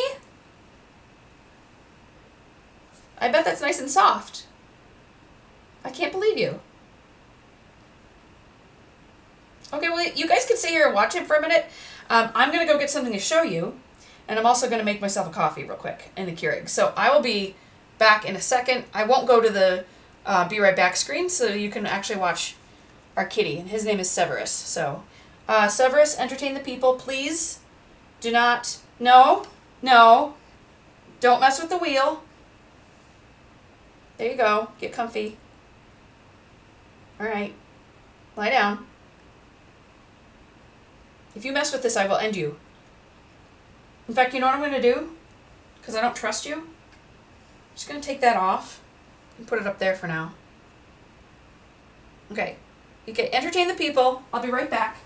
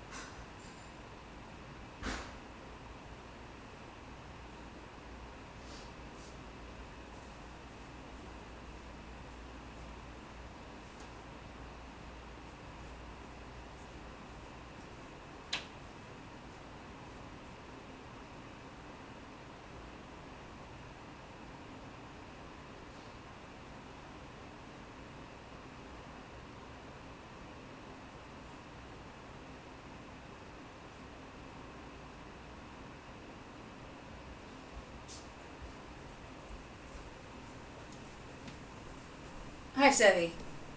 Okay, well, I will show this to you while I'm waiting for the coffee to brew because it had to warm up. So I have been making pumpkins. You see? This is a crocheted pumpkin. You can see it underneath the thing too. It has a cinnamon stick for the, what do you call that part? The stem. And these little, these are supposed to represent the vines. These are just florist's wire. So it's like wrapped in paper. Anyway, I've been making these for a bunch of different people as gifts. It's a really simple pattern. The pattern is called Rustic Little Pumpkin by Yarn and Chai. So, yeah.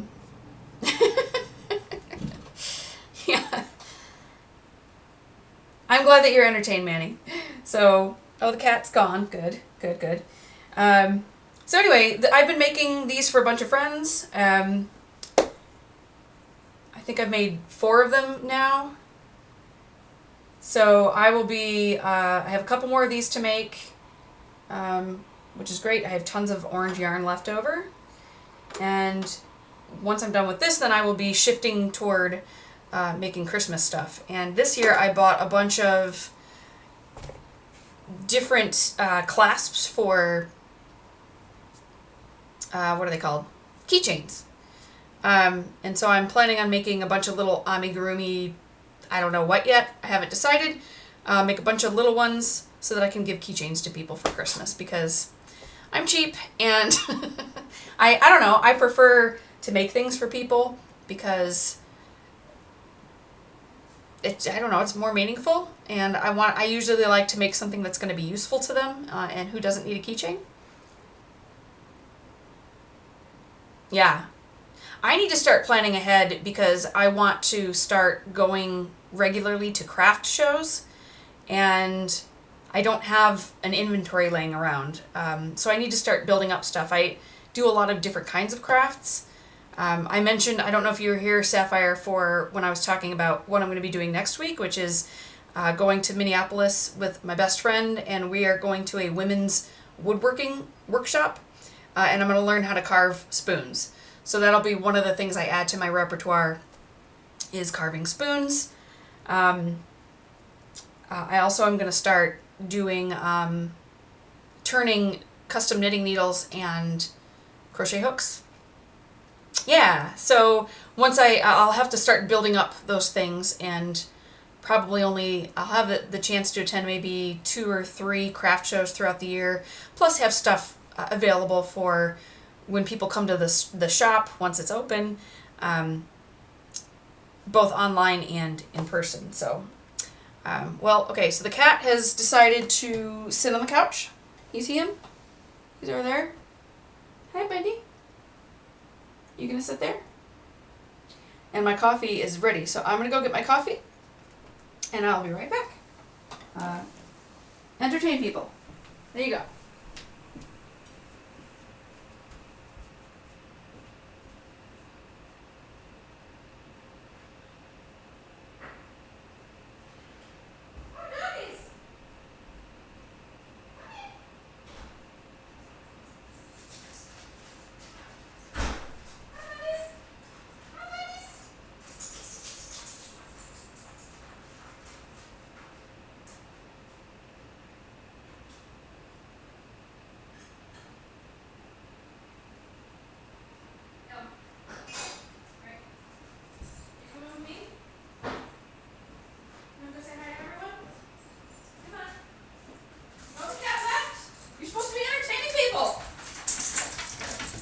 Alright. Well, that's okay because I brought dogs with me. Woo! That's Copper, who's got his schnoz in the basket.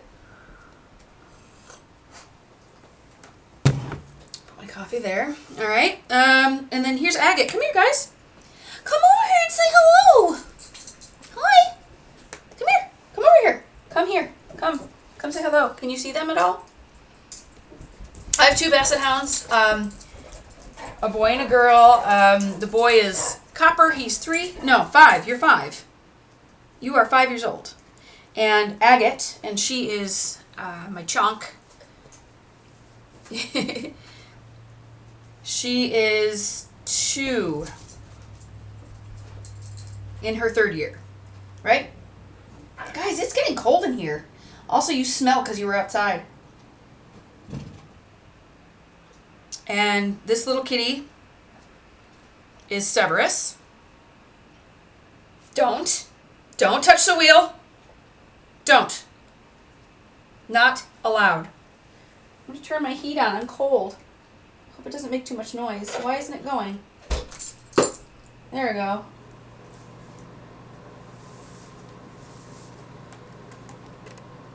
So Copper, Agate, and Severus. Severus, you can't have your head there. It's going to get stepped on. So now I have my coffee with my pumpkin spice coffee mate. And my heater. And my cat. We actually have 4 cats. I don't know where the others are right now. Probably sleeping somewhere.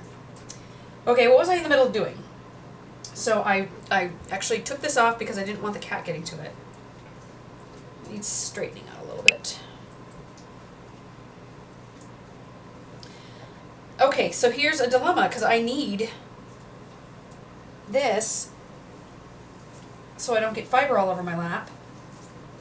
But I don't want you in there, so I'm just going to pick this up.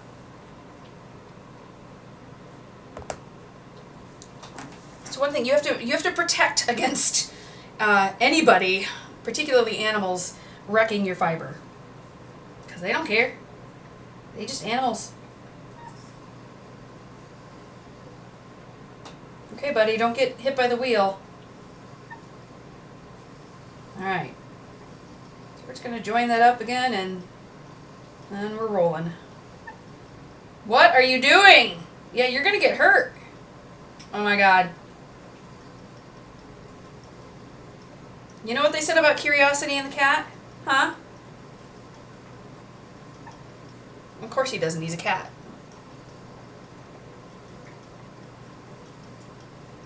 So he's my Severus. We moved down here. I'm currently in Mason, Michigan, which is a very much a farming community. It's just south of Lansing, actually south of East Lansing, which is the home of Michigan State University. Go Spartans. That happens to be my alma mater for grad school. Anyway, we moved down here in June. Prior to this, I was living up in the Upper Peninsula of Michigan, up in Houghton and Hancock, where I was a professor of science education.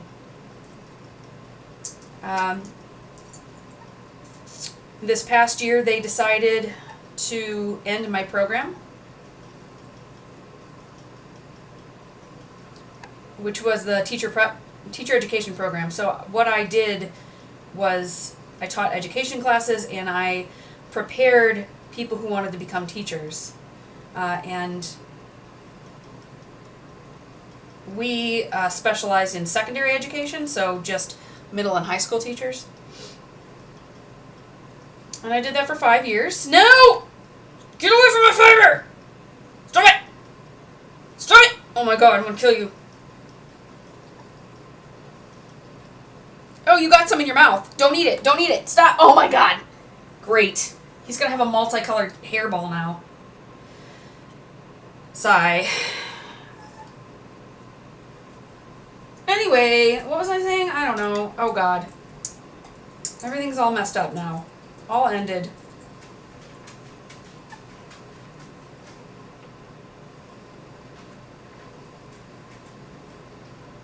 Yeah, so I was a professor of this education program up in the Upper Peninsula, and they closed the program. So Michigan Tech is no longer preparing teachers, which is terrible because many of the teachers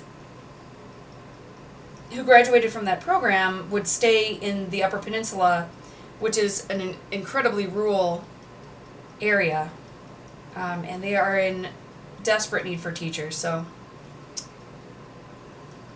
yeah, so well, it's a long story. So my first degree, my undergraduate degree, was in biology. I have a BS in biology. And then I thought I was going to get a PhD in zoology. And it turns out I hated what I was doing and was much more interested in teaching. So instead of getting a PhD in zoology, I ended up getting a master's degree, a Master of Science in zoology. And got a PhD in education for shorthand, but the program was actually CTEP. So let me think if I can remember this. Curriculum, teacher education, and educational policy. So yeah, education. And my job, what I studied to do, is actually prepare people to become teachers. So I taught teachers how to be teachers. And so when they closed the program, it was one of those things where they're like, you know, you don't have to leave, but you can't stay here. So there was no option for me to have a job at the university. And there are no other universities up there. So if I wanted to stay in academia, my only option was to go back on the job market. And the way academia works is you go to where the jobs are. And I didn't want to pick my family up again and move them across the country. And B, I was just so tired of academia by that point, because I've talked about it in the past, it's toxic. So I decided that I was done with that part of my life and was just gonna do what I wanted to do. And what I want to do is just like take care of animals and teach people about small scale sustainable agriculture and knitting. So we started a farm. Oh, cool. Yeah, I actually had lots of students. When I was in zoology, I taught lots of students in our biomed program. Okay, So this happened again. I don't like how this went from being super thin to then chunky. So what I'm going to do is I'm going to tear that, tie this off here. I'm going to untwist this. Did you just burp? Thanks, Copper. Super awesome. I'm going to untwist that so it can be drafted out, and I just want to thin it out a little bit.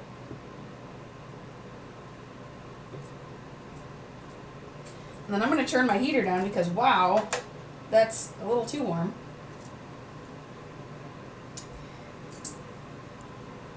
And this is all buggered up at the end here, so we're going to try to just straighten things out a little bit.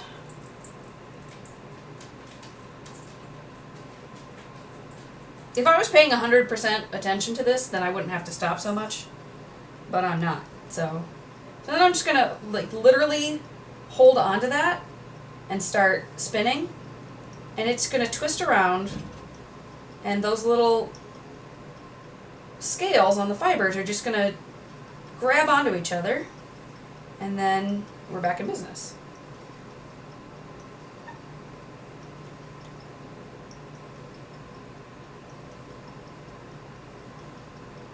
Yeah, do it. I have a friend on here who, she used to stream. Her name's Adorned. And she opened a yarn shop. So now I follow her on Twitter and Instagram, and so I can see what she's doing there.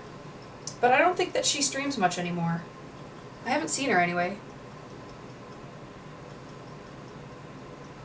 It's funny because when I tell people, like, yeah, I went through this whole thing, I got my PhD, I was a professor, blah, blah, blah, blah, blah, but now I'm a farmer, everyone's like, that's so cool.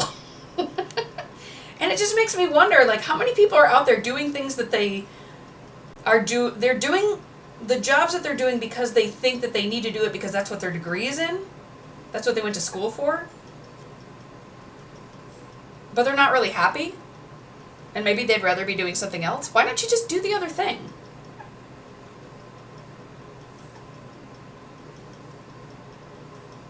Because it turns out, I mean, once you get to a certain point, a certain level of education, you can really do anything that you want.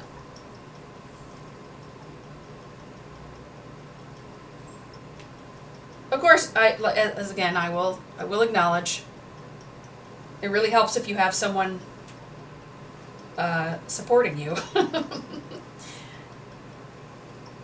But I think that there are plenty of people who go into business as well who aren't independently wealthy and don't have someone supporting them, and they manage to make it work.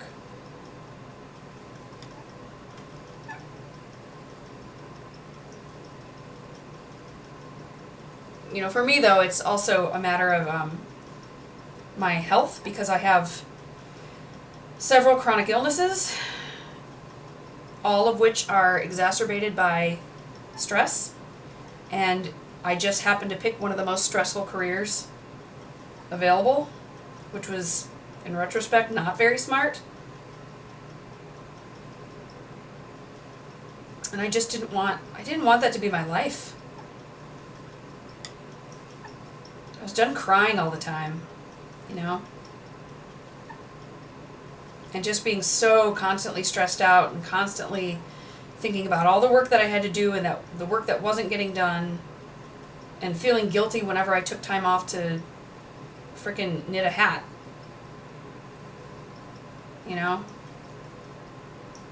If you are working and you don't have time, yeah, he is. Mr. Lark is super supportive of all of his friends and his family. But I think about that. If you are working a job that has you so busy that you don't have time for the things that you enjoy, or you don't have time to spend with your family, I mean, it's just a job.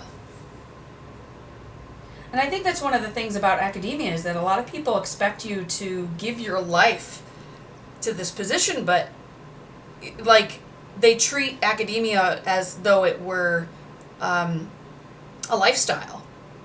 And it's not, it's a job. So these people who talk about like, yeah, I work 80 hours a week, and I'm like, why? Why would you do that? It's your job. Work 40 hours a week. That's what you get paid for. You do not get paid to work 80 hours a week. And if that's the expectation because of the academic culture, then that's toxic. Right? Right.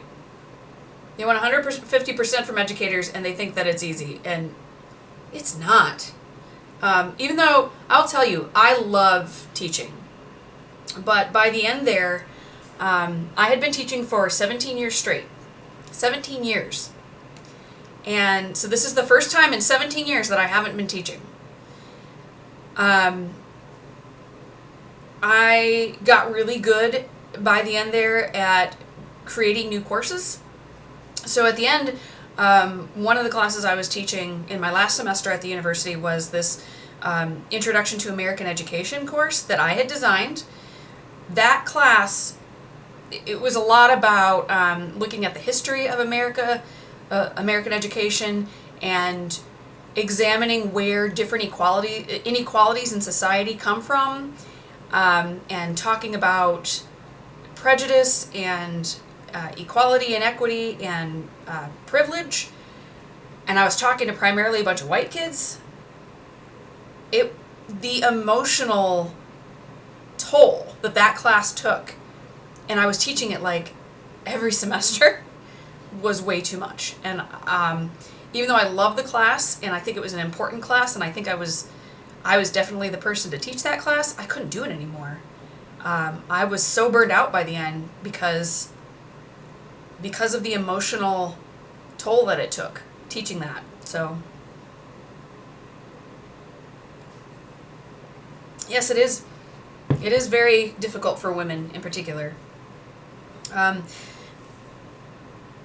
it's also difficult when you have, the people who are supposed to be your mentors and your bosses are also women, and then they're not supportive.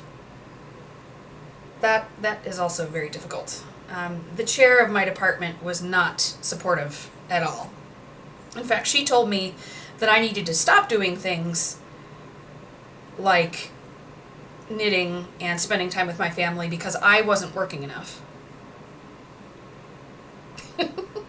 Okay, Manny, I will acknowledge that you have zero privilege, so that we will, because I don't want to upset you. So I would have people in that class though, and it was always white guys. Imagine that, who would get like super pissed off because of some of the stuff we were talking about. But I think because our global culture has changed a lot, especially in the last several years, I don't know why, there were so many more what I'll call woke people coming into the class that really helped that dynamic. By the end, the last time I taught the class, it wasn't so much of an uphill fight anymore because they were, like, everyone was pretty much on board. I will tell you though, does anyone here know who Ben Shapiro is? Do you guys know who Ben Shapiro is?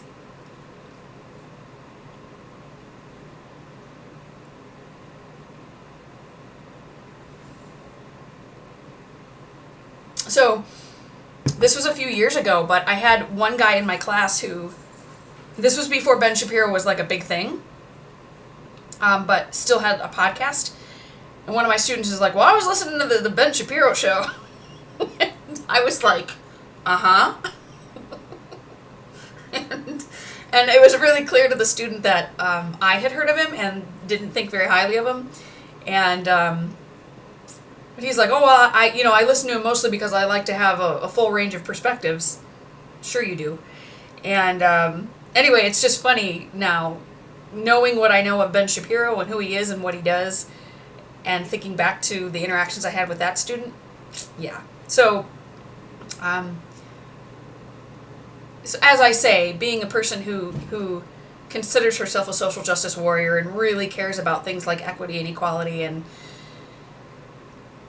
teaching that kind of class it's emotional work. It's emotional labor, and I don't miss it, frankly. I am okay to be hanging out with sheep and dogs and cats and chickens because, wow, that was tough. America, yeah.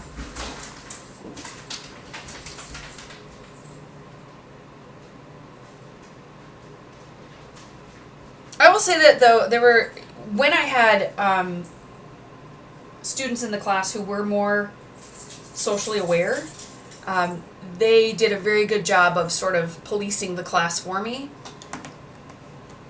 so that I didn't have to get all, because the expectation is that your professor is going to be standing up there without having any biases or opinions of their own, and so that actually became part of the class where I told them, all of us have opinions, all of us have biases, and I'm not going to hide who I am because I'm your professor. I have my own biases too, and I try to be very transparent about those.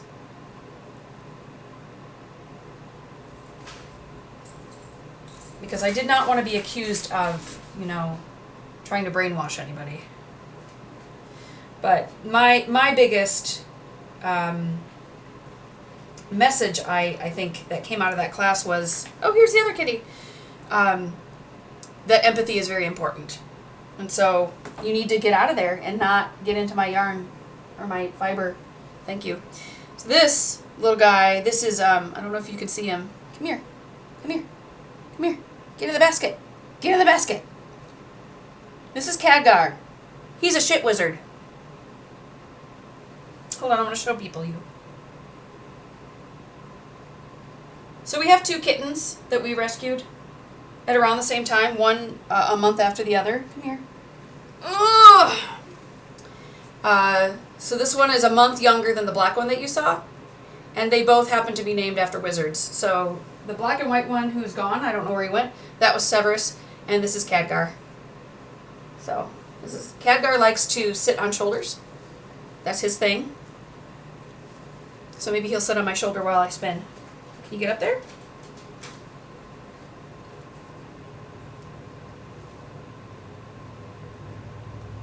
So we have 2 kitty boys who are both named after wizards.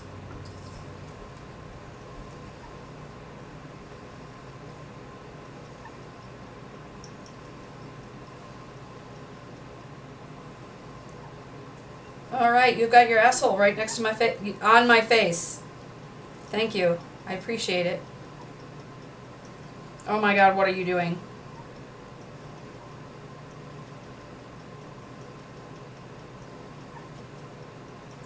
I'm multi-talented. I believe I'm Oh no, he's on the back of the chair now. Can you see him? There he is. Okay, there's a slub, but I'm just gonna let it go.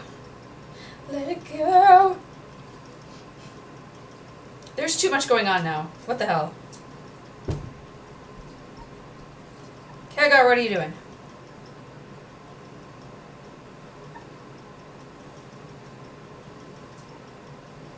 I know Mandy knows where Khadgar's from. Does anybody else know what Khadgar's from? Ah. I have fiber in my mouth. Don't touch it. Don't touch the wheel. I know. It's really tempting.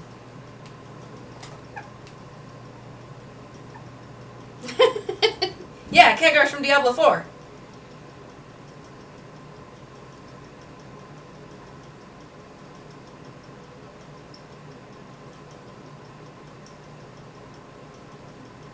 He's from World of Warcraft.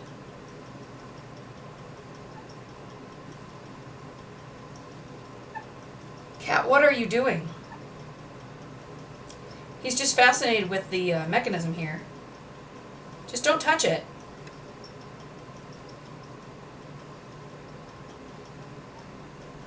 It's like one of those cartoons where like the cat would get his tail stuck in the sewing machine or something. You're about to see that happen in real life. In real time. He's trying to bite the wheel. Please stop.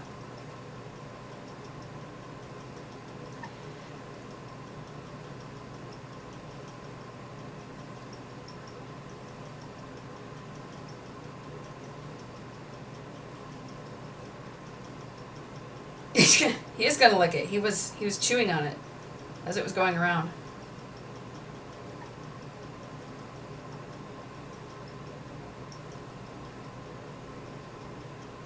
Quit being a shit wizard, Khadgar.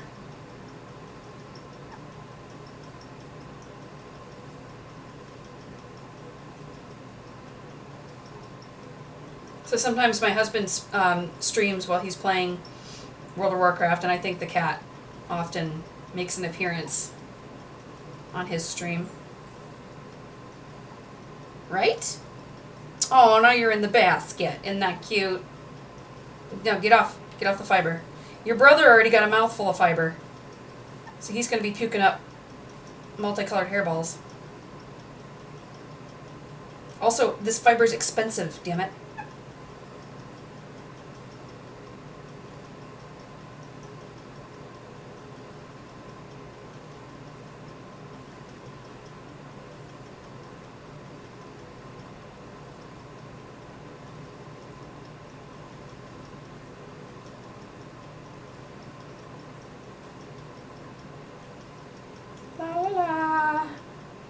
Don't even think about it.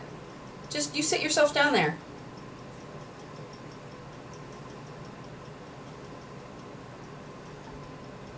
This is not going to end well.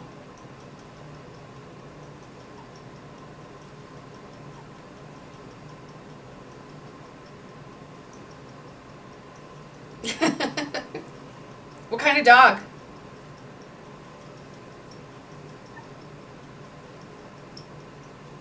I don't know if you could tell, but I really like animals. So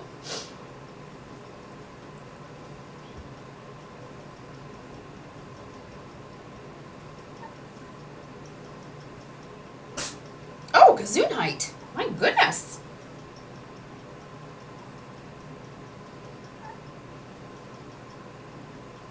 He's decided I'm boring.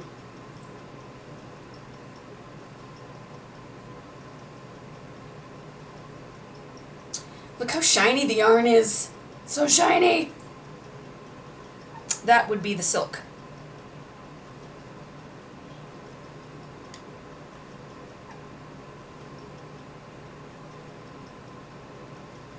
So this yarn would be very, very good for making a nice scarf or sport weight shawl, because it's going to be a very, very fine yarn.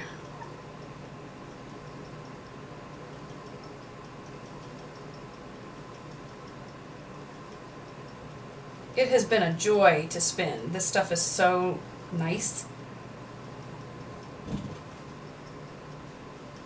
And it's been fairly easy to remain consistent. I mean, it has its challenges, that's for sure.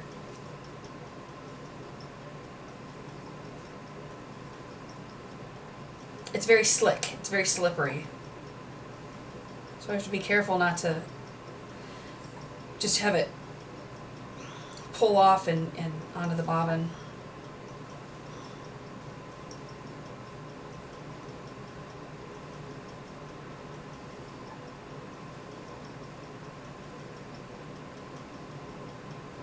Quite a lot left to go, too.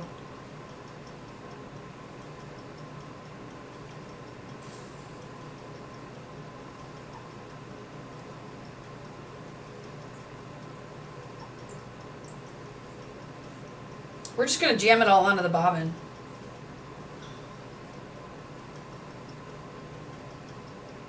We're going to make it fit. One of the things I've asked for Christmas, though, is a jumbo flyer and bobbin. And that, it's just a bit wider and allows you to create longer or thicker yarns.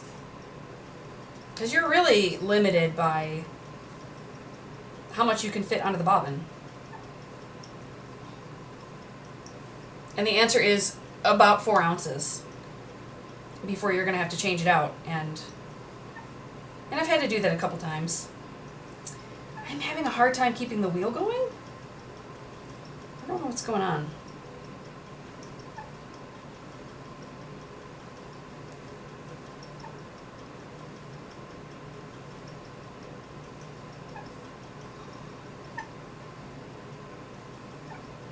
I think it's because we're getting to the end here.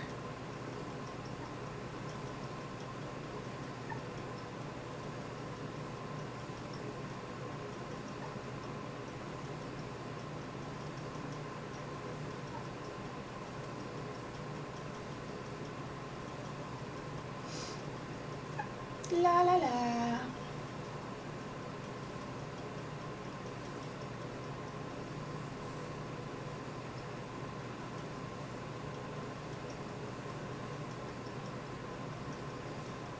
And I don't know if I can stream the same time that Zach streams, my husband.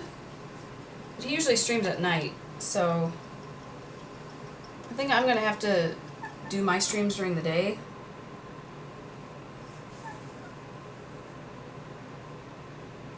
Okay. Let's see. We're ready to go on that last hook. Stay.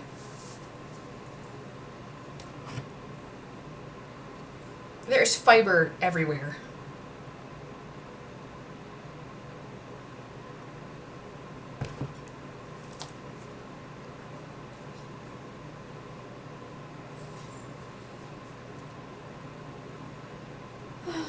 So what should we talk about now?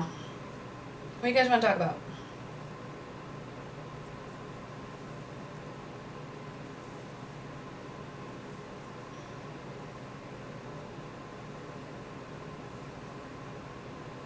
Actually, I should start from this direction. Hubby streams games, mostly World of Warcraft. Lately he's been playing, what is the name of the game? It's new.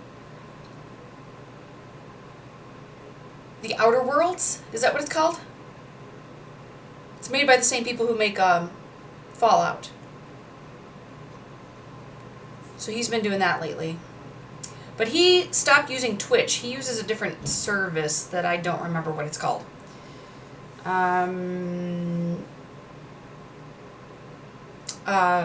Microsoft's service is what I think it is. Whatever that's called. I'm going to move this touch.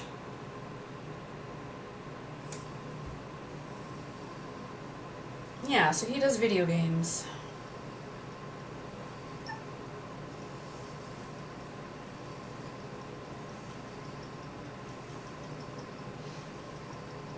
And I've streamed video games in the past, but I don't play consistently enough.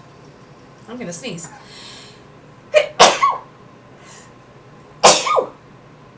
That's what happens when you have fiber flying around everywhere. It is bound to go up your nose.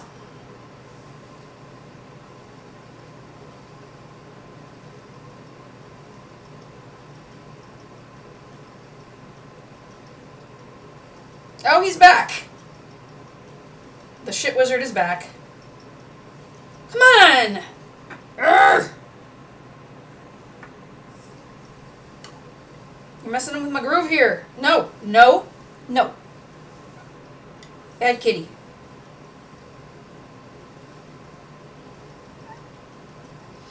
Am I gonna have to shut the door?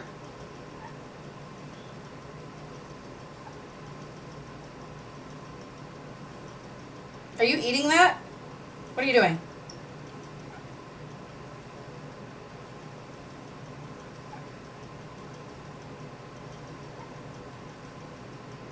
What are you doing? No, no, no. Get out of here. Oh my god, this part of the yarn might not be very good. Stop! Stop! Cats.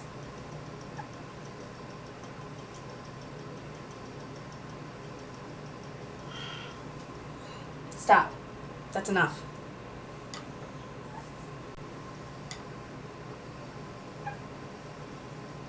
Ah! Can't believe you did that! Go away. This is not, I'm not playing with you.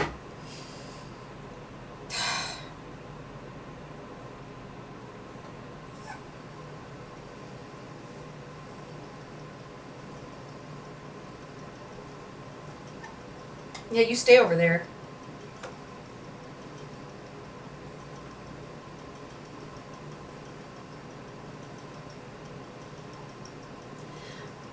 I don't know if you could see behind me, but I've just got like knitting shit all over the place.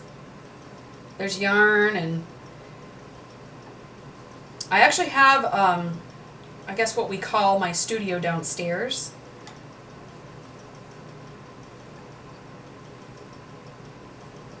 But it's not big enough, the space that I have down there. And it's very cold.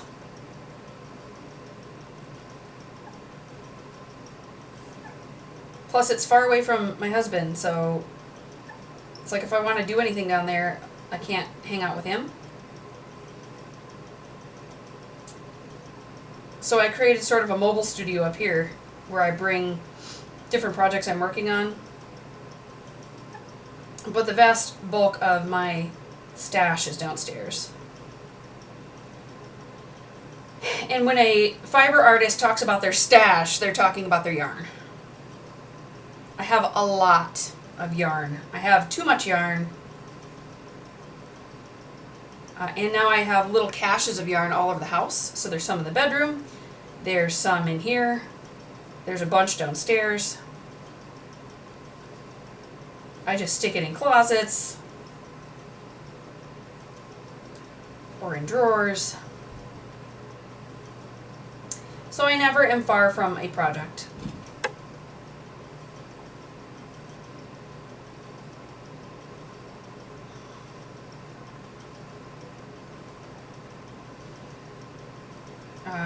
If you were to ask me how many works in progress I have right now, I don't know. I have many.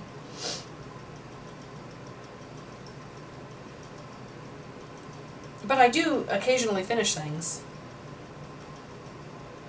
Like this pumpkin. See?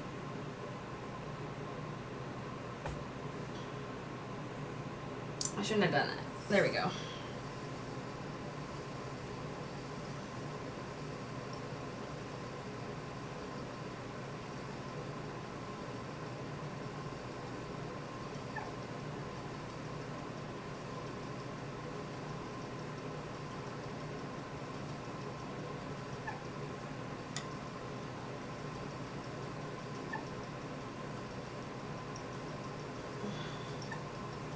Okay, I'm going to start a new thing here because I don't like how thin that got.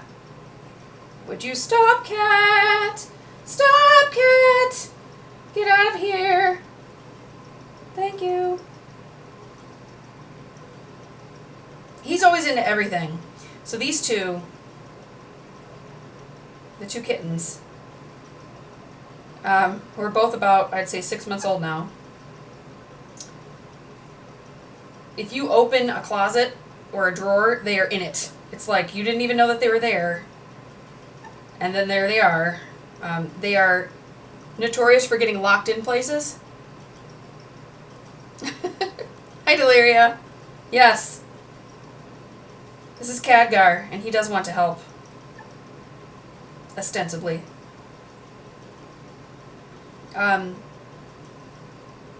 More than once, they have jumped into the toilet after I stood up, you know.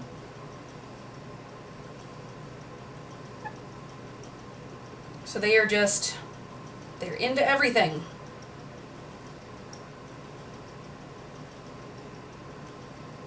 You do have your kiwi? Yay! I was talking about that a little while ago because I said that if I get 7 more followers, I'm going to do another giveaway. So Deliria won I don't know if it was the last giveaway, but she won a giveaway. And so I made her a little crocheted kiwi, but I combed it to make it look hairy, because you know they've got feathers that look like hair. I think it turned out really nice. It was fun to make.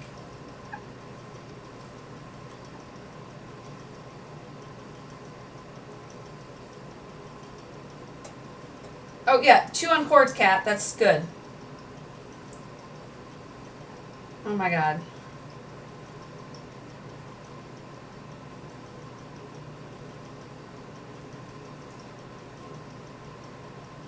What, are you sniffing the wall? What are you doing?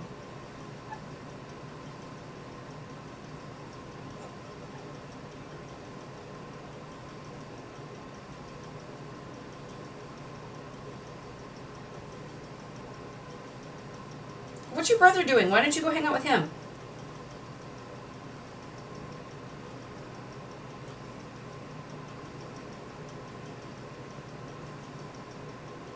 Yeah, I need to get back into well, streaming more regularly first of all, but also doing some more crochet and stuff on cam. So were you here when I was showing these pumpkins that I made? This is what I've been working on lately. I made many of them. So this one's gonna go to a friend in my Monday trivia group. Hold on, there we go. And it's got, so the stem is a cinnamon stick, so it smells good. Smells like cinnamon. Yeah, super easy to make. You can make it in a day. It's pretty big. I mean, it's bigger than my hand, right? So I've been making a bunch of these for people as gifts. What are you doing? The cat's chewing on the basket. I don't know if you could see. Whatever. Just as long as you're not getting into things.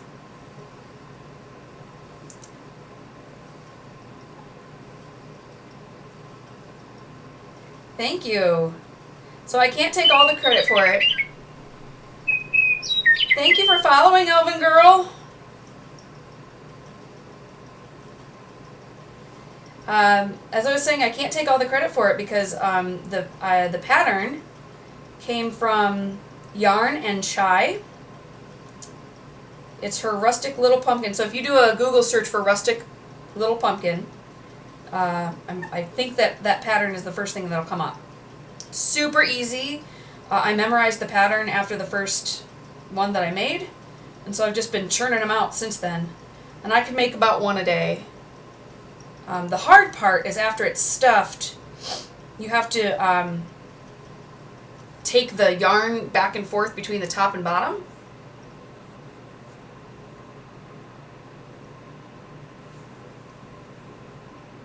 Yeah. So, yes, 6 more. 6 more. We'll do a giveaway.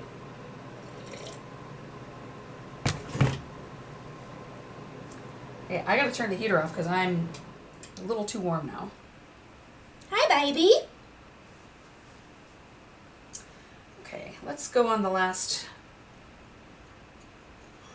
I'm living on the edge here. I'm gonna try to fill it here at the end, but I have to be careful so that it doesn't spill off the other side.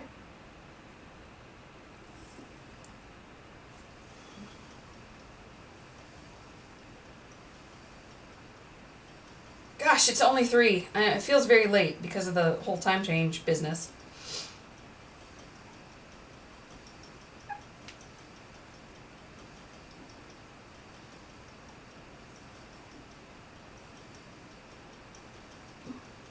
I'm glad that it's relaxing to watch. It's well,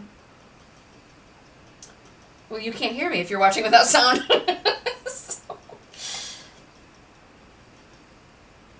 It's relaxing to do, actually. I really like spinning. It's one of those things where it's very meditative, and so if you're doing it, you can do it for a very long time without realizing how much time has passed.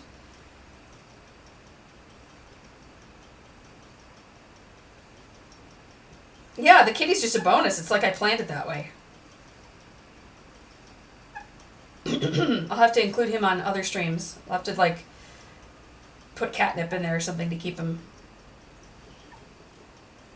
So I don't know if you can. This is all twisted up at the end because of him. So actually, I'm gonna try to fix this a little bit. What the hell happened? It should be okay.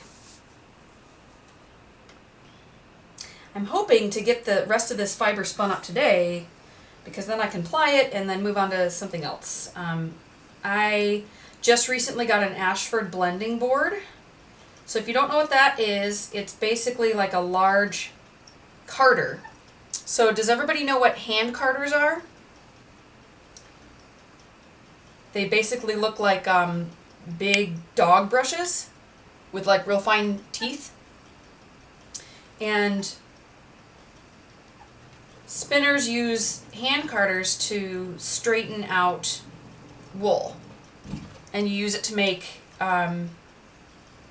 combed top or roving, or basically you take the raw fleece that has been washed and you comb it and comb it and comb it until it's something that you can spin with. So anyway, the blending board is basically a giant carder, and you just I'll have to use it on stream soon and show you guys. But you just take whatever fiber you have laying around and you put it on the carder, and it comes with a couple of dowel rods that you then use to pull it off into these essentially tubes of combed fiber. And that's called a roll log. And then you spin directly from that. And anyway,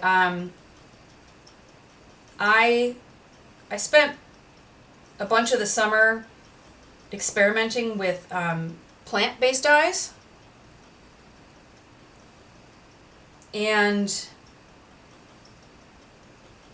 I now have all of that fiber to turn into yarn. So I bought the blending board and have been using the wool that I dyed using pokeberry and avocado and goldenrod and black walnut, and blending it together so that I can turn it into something spinnable. And because I'm getting to the end of this, I don't know if anyone else is like this, but when I start to get to the end of a project, I start looking forward to the next project.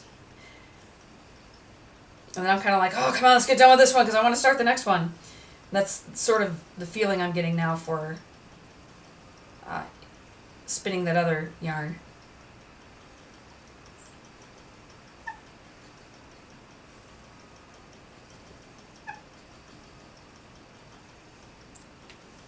Whoops, look at that. That's kind of crappy at the end, but you just smooth it out with your fingers.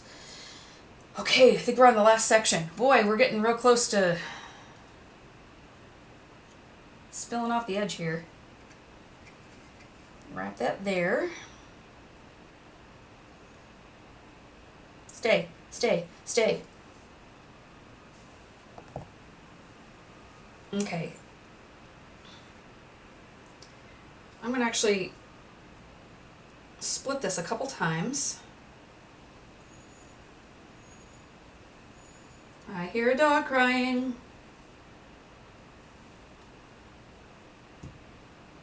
The cat is just fascinated.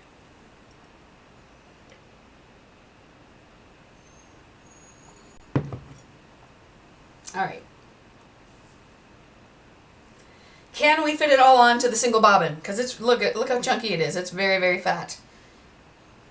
I think we can do it. It shall be done.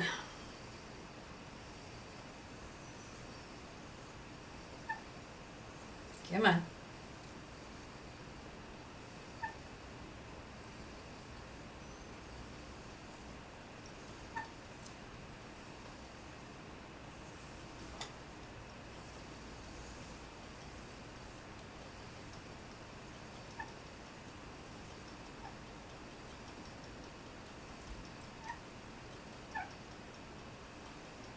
Oh yeah. I've actually spent a lot of this summer spinning. I've been working a lot with wool. So both dyeing it and then spinning it. So I, to the detriment of my knitting and crochet projects, because so I'm on Ravelry. I don't know if anyone else is on Ravelry, but if you want to look me up, my name is Larkness, Larkness, Larkness, and you can look me up on Ravelry and add me as a friend. So one of the things that Ravelry has is a self-challenge. They ask you how many projects you want to make in a year, and I, as of January 1st last year, or this year, January 1st of this year, 2019, said I want to do 25 projects by the end of the year. I've done 15. So I changed my goal from 25 to 15 so that I can say I met my goal. I think that's cheating. But anyway, part of the reason why I didn't get to 25 is because I've been doing so much with spinning and dyeing. So, Deliria, you asked where I get my fleece from. So right now I purchase it because I do have sheep now. I have 2 sheep. I'll be getting a third on the 15th of this month. I have 2 merino ewes, Lydia and Agnes. They have about 6 months growth on their fleece right now, but they won't be sheared until 6 months before giving birth, so and sometime in March, about middle of March. And then I have a ram lamb named Aziraphale. So I don't know if anyone is familiar with Neil Gaiman and Terry Pratchett's Good Omens, but my daughter and I are big fans, and so she decided to name the ram Aziraphale after the angel. Anywho, they are not ready. I'm not ready to use their fleece yet, because as I said, that they actually won't be sheared until March. So I'll be shearing 3 sheep in March, and I will have a year's growth on all 3 of them. So I will have a lot of merino fleece in the spring. So for right now, because I don't have any of my own, I have been purchasing a pound at a time of combed top from Paradise Fibers. That's actually where I got this stuff. So when I do my own dyeing experiments, I just buy undyed comb top. But it's also fun to buy the stuff that they have that's already dyed. I'm getting dangerously close to this spilling off the edge, so I'm going to switch. So the fun thing about spinning and dyeing is that you can do it at any point. So you can take the raw wool that hasn't even been combed or anything and dye that and then comb it and then spin it. You can do your combed preparation, whether that's a roll-log or a roving or a bat, depending on how you're preparing it. You can dye that and spin it. Or you can take your prepared wool, spin it, and then once it's spun, you can dye that. So it just depends on what you're going for. So if you're doing what I'm doing now and taking something that has been prepared and dyed, and then you're spinning it after it's already been dyed, you have very little control over what the end product's going to look like. So if you want to create something that, for instance, is an ombre or a variegated yarn or something that's going to be self-striping, then you probably want to dye it when it's at the yarn stage already. But if you don't care, and you just, each type of preparation is going to give you a different result, and they're all good. So it is exciting. So my goal with this farm is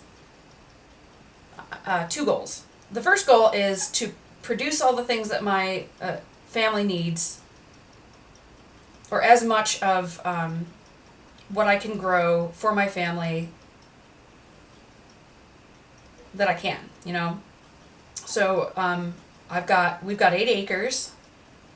6 of that is usable for growing crops and things. And I want to try to create as much or grow as much produce as we can use. So like onions and tomatoes and just stuff that we use all the time. Potatoes, apples, whatever. So my thought is that by doing that, I'll be contributing to the family's bottom line, because we won't have to buy as much from the store, and also growing it rather than buying it from the grocery store means that we won't waste as much because it's not as likely to rot. So that's one goal, is to basically just be a homesteader and produce as much for my family as I can. And there's only 3 of us, so it shouldn't be that hard. And then I want to sell anything that's left over, so I'm going to be going to the different farmers markets. I bought and have been raising 15 laying hens. They're about 3 months old right now, so they should be ready to start laying in about 3 months, so after the winter's over, so that's happening in the spring too. So 15 of those. We'll have more eggs than we know what to do with. But the other part of what I want to do is education. So I want to basically create a little school and invite people in to take workshops, where of course I'll just do crafty type things. So I'll teach them spinning and knitting and crochet. And I have ideas for different tiers based on if you're a beginner or someone who's more intermediate or advanced. So I can work with people based on where they are. But I also have this dream of bringing people in to spend some time on the farm, to get to know the animals so that they understand precisely where the fiber is coming from.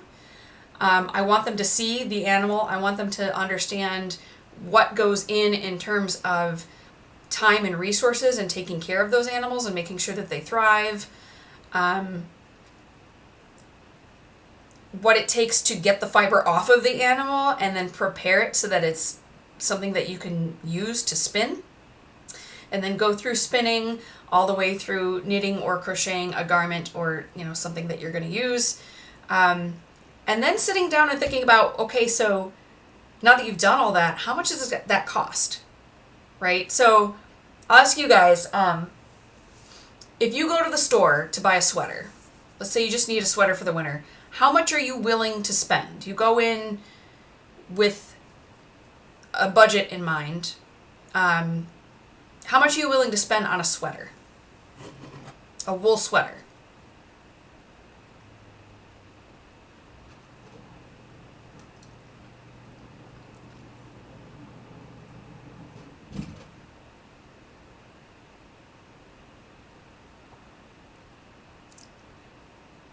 Anyone?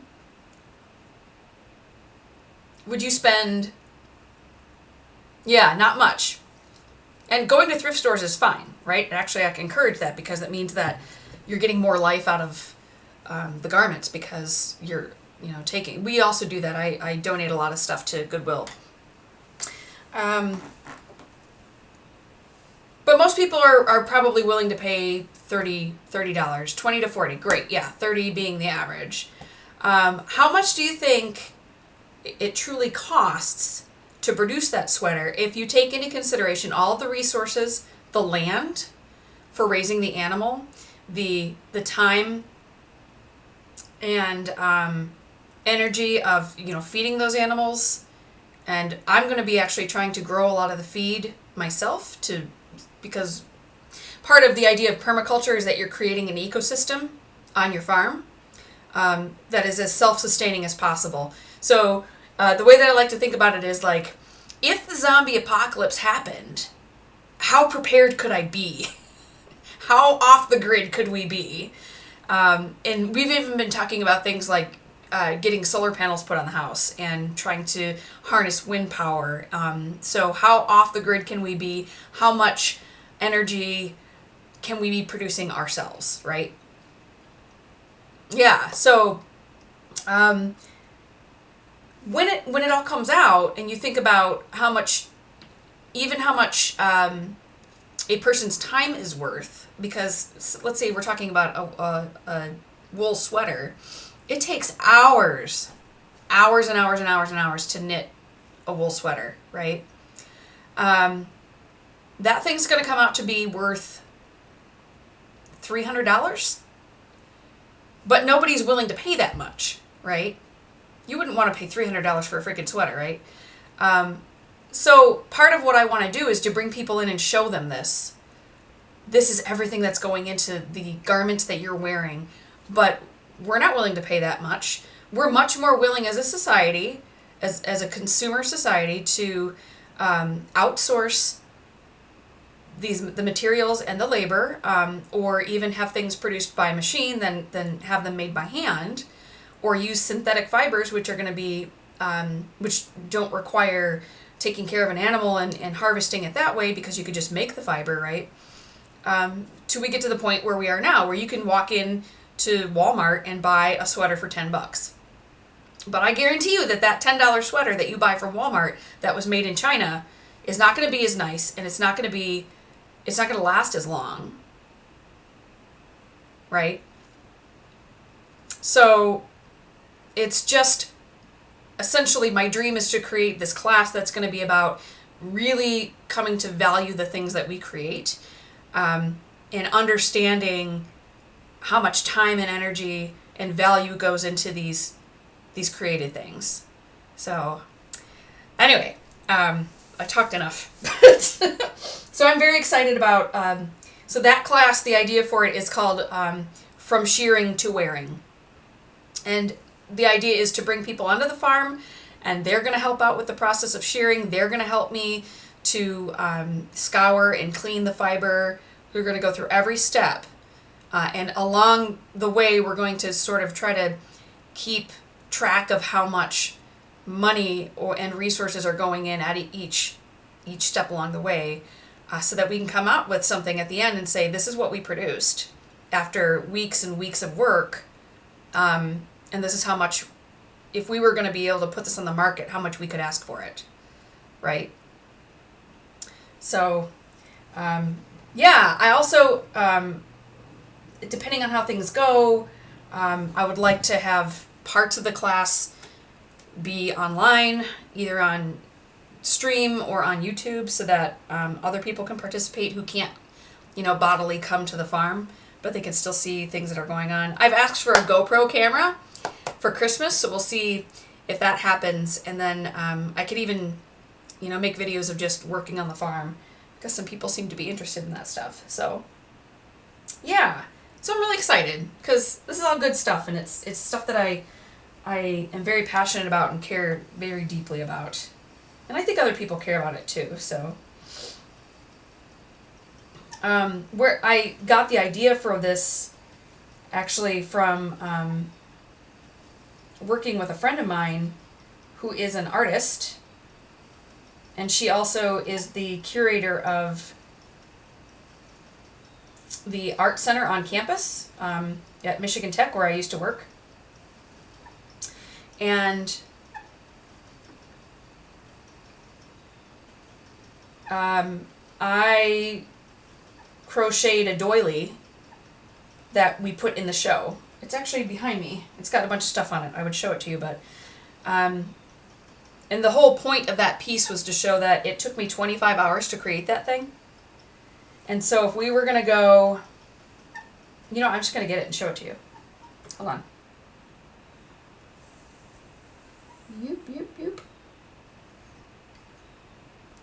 The cat is asleep now, so I don't think he's a hazard. Let me move some stuff. Try to get this. I have a lot of crap on here.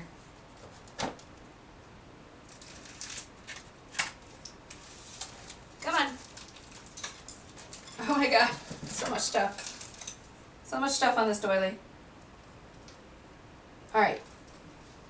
So here's the doily. It's pretty large. So this took me about 25 hours to make. See that? It's pretty fancy. It's got, yeah, little things, picots at the end.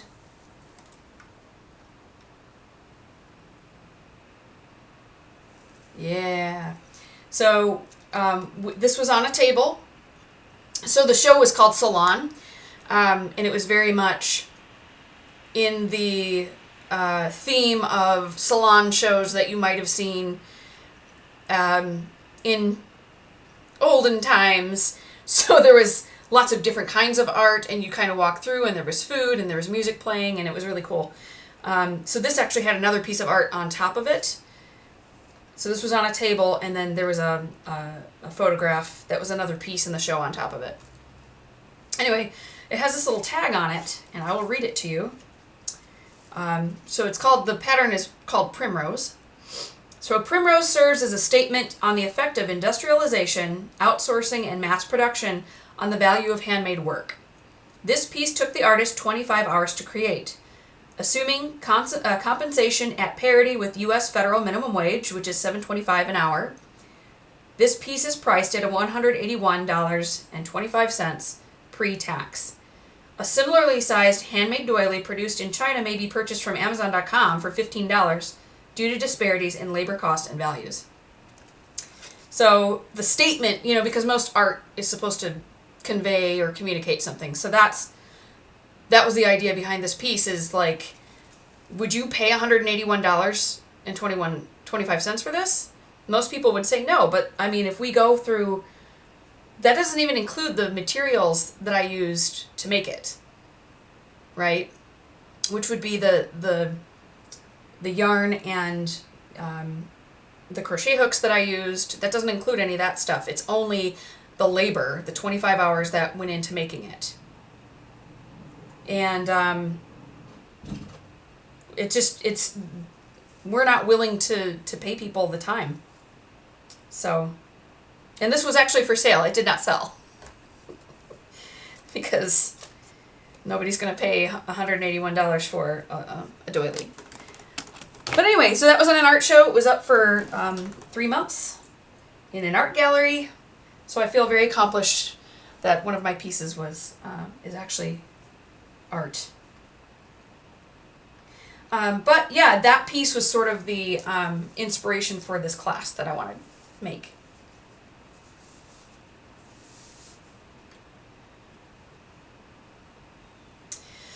It's a good point, Deliria, but also I don't know how much time you guys have spent in art galleries, but art is expensive, right? And I've heard people say, like, oh, how can they charge that much for that piece? Like $2,500 for a painting? But, I mean, that's what fine art is. It's expensive. And it's very expensive to be an artist. Because it's hard to find people who are going to pay you, for your time and effort and enough for you to eat.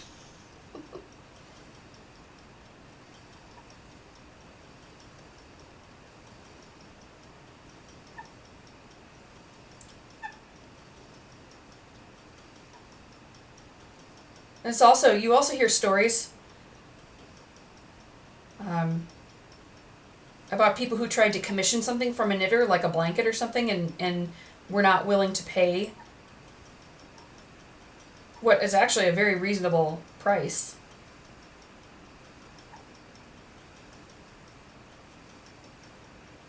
Because you could just, go to a store and buy something for $25.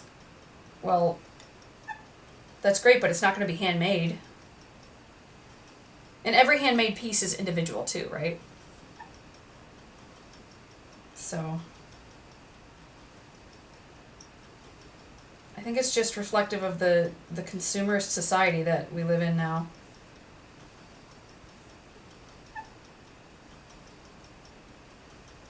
Ugh, these slubs. So anytime I come to a chunk, I have to pull it out so that it doesn't make the yarn lumpy.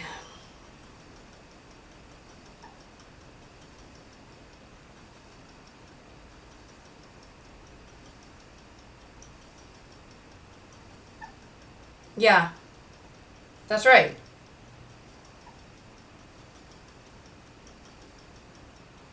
And for something as mundane as like a sweater,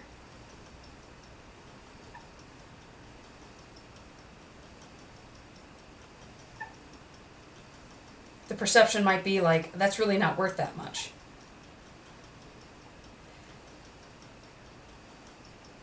And to those people I say, fine, then go to Walmart and buy your $10 sweater, but it's not going to be as nice as my sweater.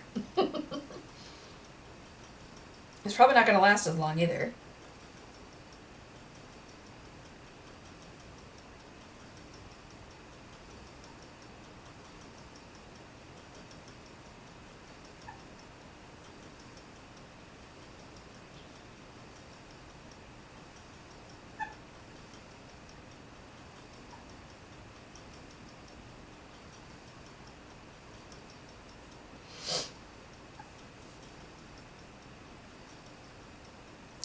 I think that's kind of what makes sense to live in societies that do a lot of bartering or trading.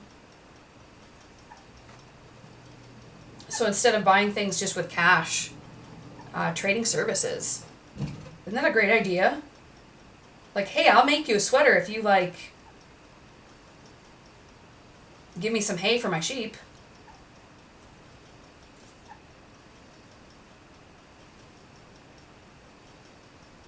Because that's expensive too. We just bought 60 square bales of hay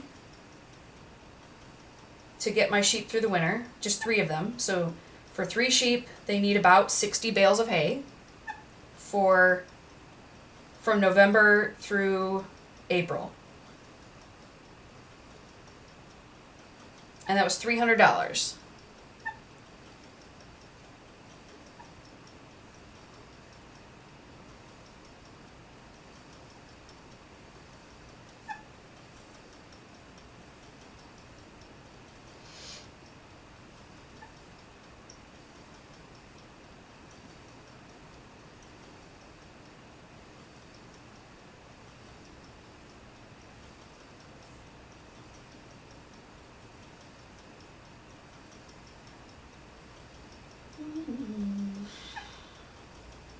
So what time is it? It is 3:30. Oh gosh, we have so much time. So Zach's probably not getting home until, I don't know, 8 p.m. or something? I need to do the dishes before he comes home so that he has no idea how much of a slob I am.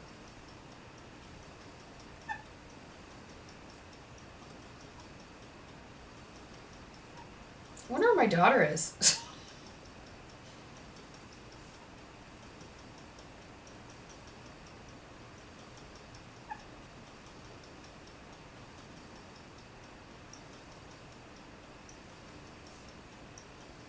You see this cat? He just fell asleep in the basket. Thanks, Mom. You made the perfect little bed for me.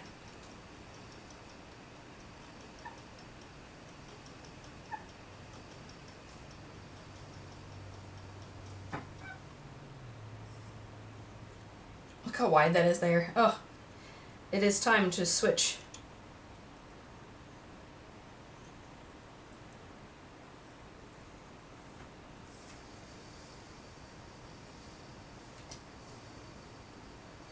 Yeah, I'll give you a sweater if you give me 60 bales of hay. Well, and now after that seminar I went to yesterday, I'm not convinced that the hay is of the highest quality. I think it's fine. I think it'll get them through the winter. Sheep are very good at breaking down the cell walls in plants and extracting the nutrients, but it's still not the best. It's not the highest quality hay that I could have gotten, but it was $5 a bale, and I needed 60 of them.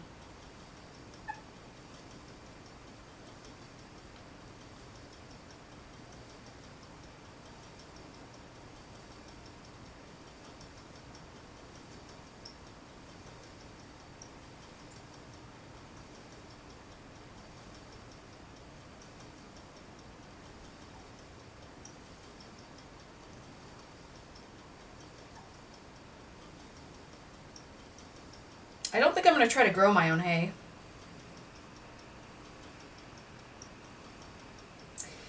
That's a very interesting question. How much impact does the feed have on the fiber? So one of the questions I asked yesterday at the seminar that I think that they tried to answer it, but I don't know that I got a very good answer.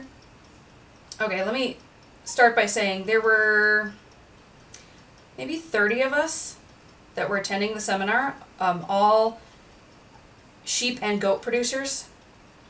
And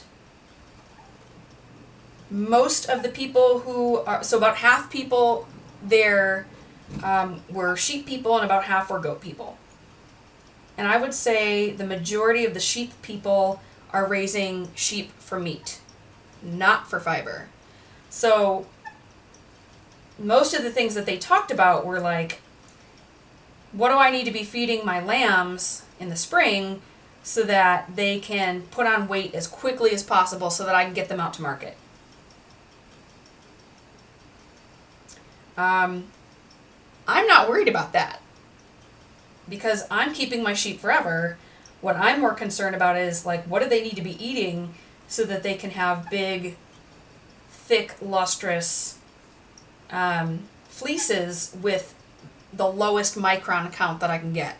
So micron count is how thick is the hair. And the sheep that I purchased, the 2 merinos I have, and even the male, have an extremely low micron count.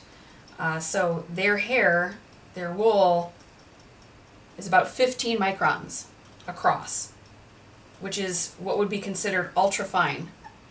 Very fine, very expensive fiber. So I can charge a lot for it if I am to sell the fiber. I think most of the stuff that I get from Paradise Fibers is 20 to 25 microns. Now, they did say that what you feed them does matter.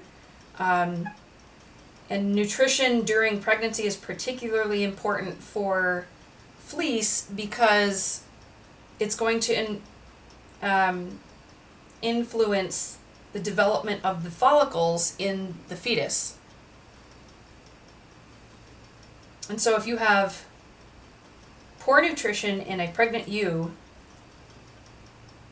her lambs might not have great fleece, and that could affect them for the rest of their lives. So you both want to make sure that you're feeding your pregnant ewes really well so that their babies have nice fleece, and then feed your animals well so that their fleece stays nice. Does that make sense? Yeah. So the 2 factors that you have to consider are energy, and instead of calories, they talk about something called TDN, which is total digestible nutrients.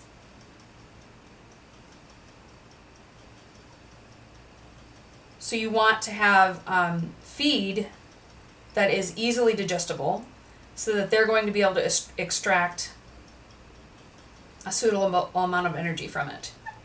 But then you also have to worry about protein content. And so basically what they said is it's a pretty simple formula where if you have lower quality food, you're going to have to supplement with something else like grain, so that they are getting both sufficient energy and also sufficient protein.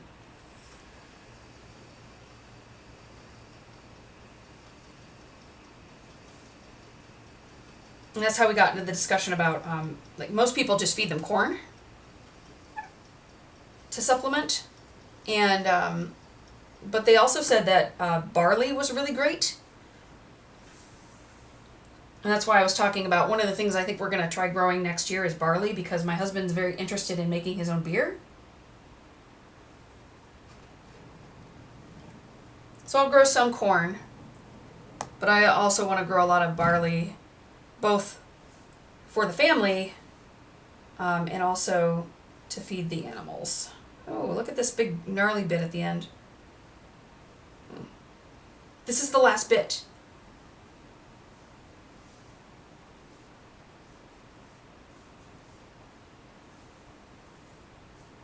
I'm going to draft it out a little bit.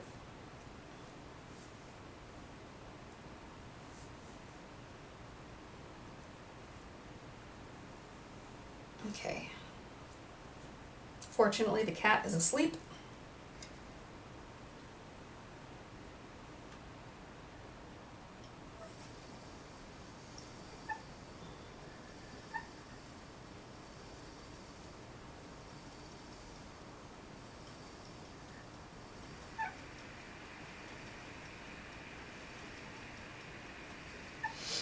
So, oh no, Deliria, please ask questions. I live for the questions.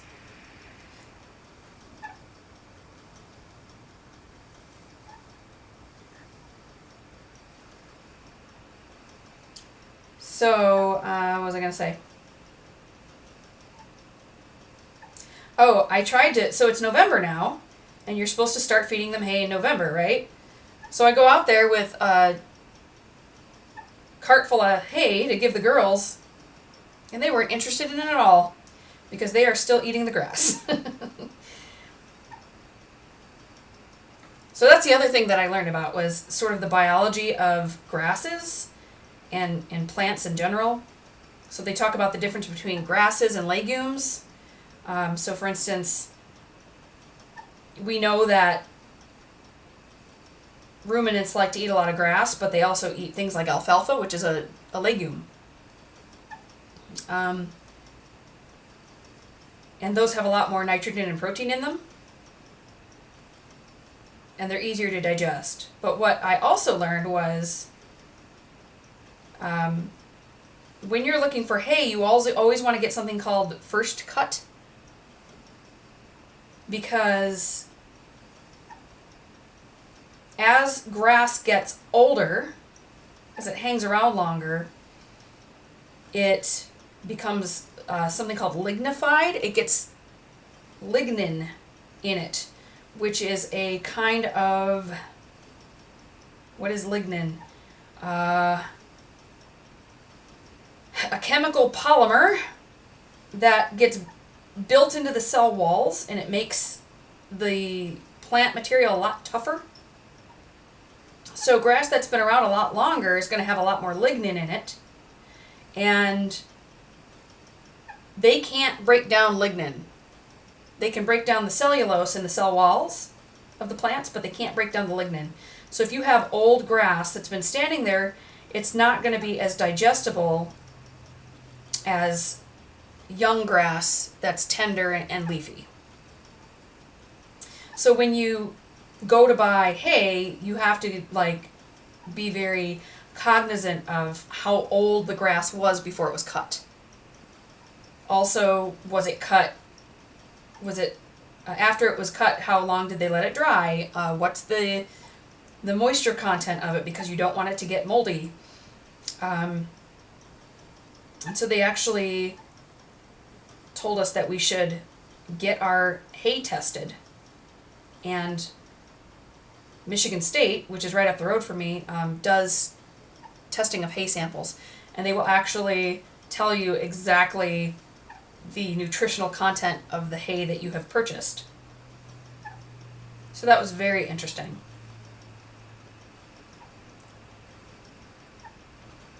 Yeah.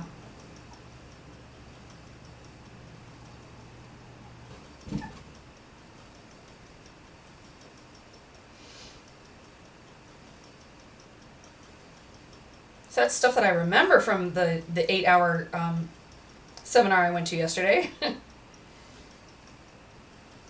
was a lot of information.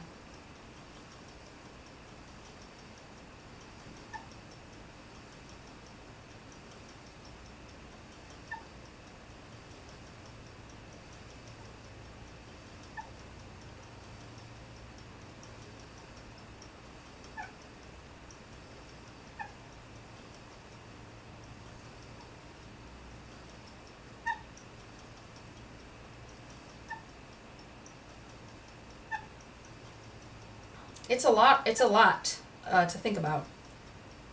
And a lot of the stuff that they were talking about was very, very technical. There's still some things that I wasn't really, that I had no idea what they were talking about. So I'll have to look it up later. And fortunately, I have a number of books that I purchased when I was still in the planning stages. So I have like several books on keeping sheep, for instance. So I'm going to go back to those books now with this new knowledge that I have, because I think it'll help me to make sense of what's in there. Oh, look at that. Look at that. This is unacceptable. You just pull that off. Look, that's wasted silk. It makes me sad.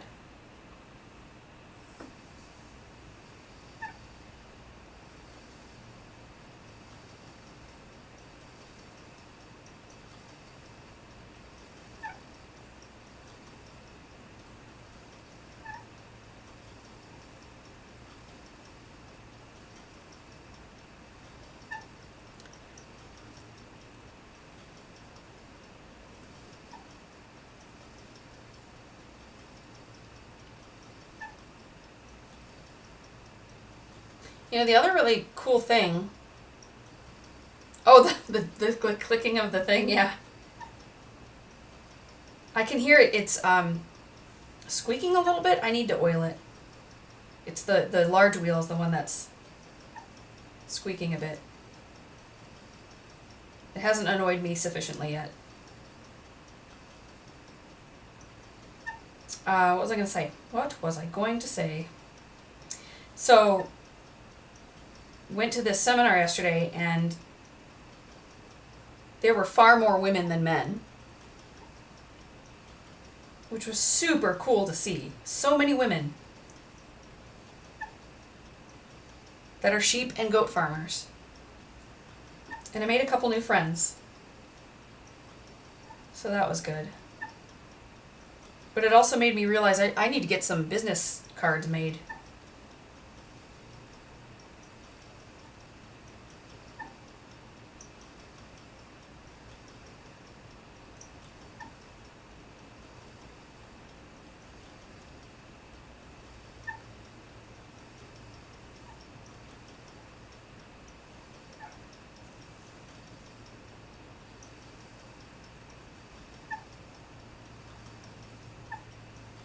The other thing I've been learning that I'm very thankful for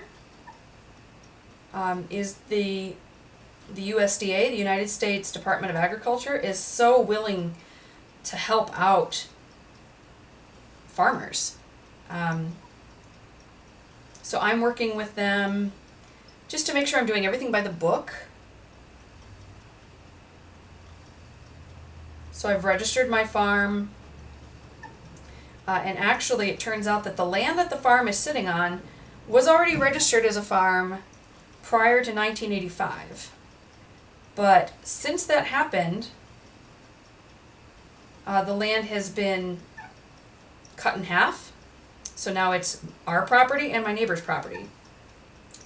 And it hasn't been farmed in a long time, even though it was at one point a farm. But since the property was sold off, the land has to be reconstituted so that they can give me a new farm number that is independent or unique from the one that was already here. So I'm waiting for that to happen.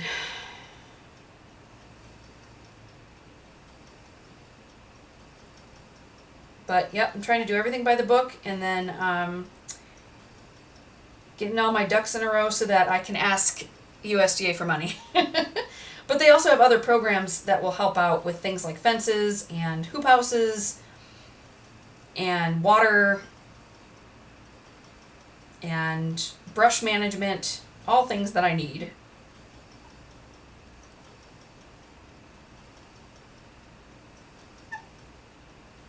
Because things like barns and fences, they're expensive. And even buying animals and buying the feed for the animals, it all costs a lot of money. It makes one wonder, like, how have people been doing this for thousands of years?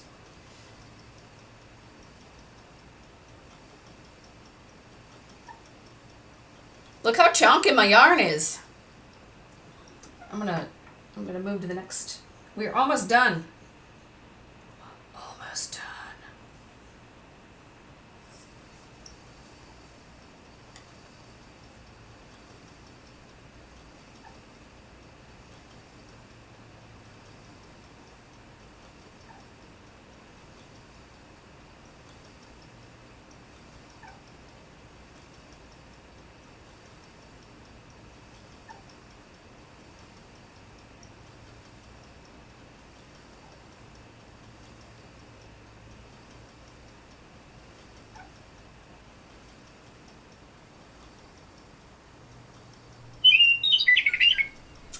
Hi, Flower Falls. Thank you for following.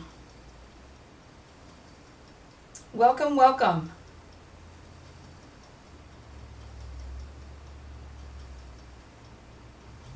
Five more followers, guys. 5 more. Tell your friends.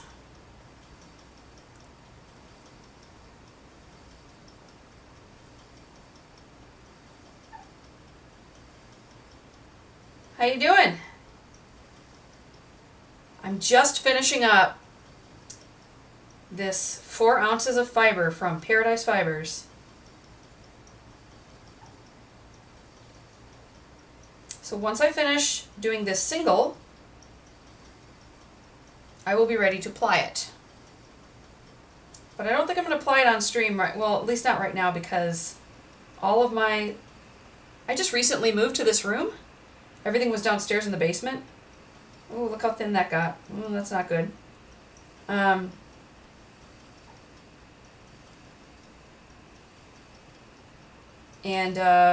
So, like, for instance, my Lazy Kate and stuff is downstairs. I could just go grab it. It is 3:48. I can do that.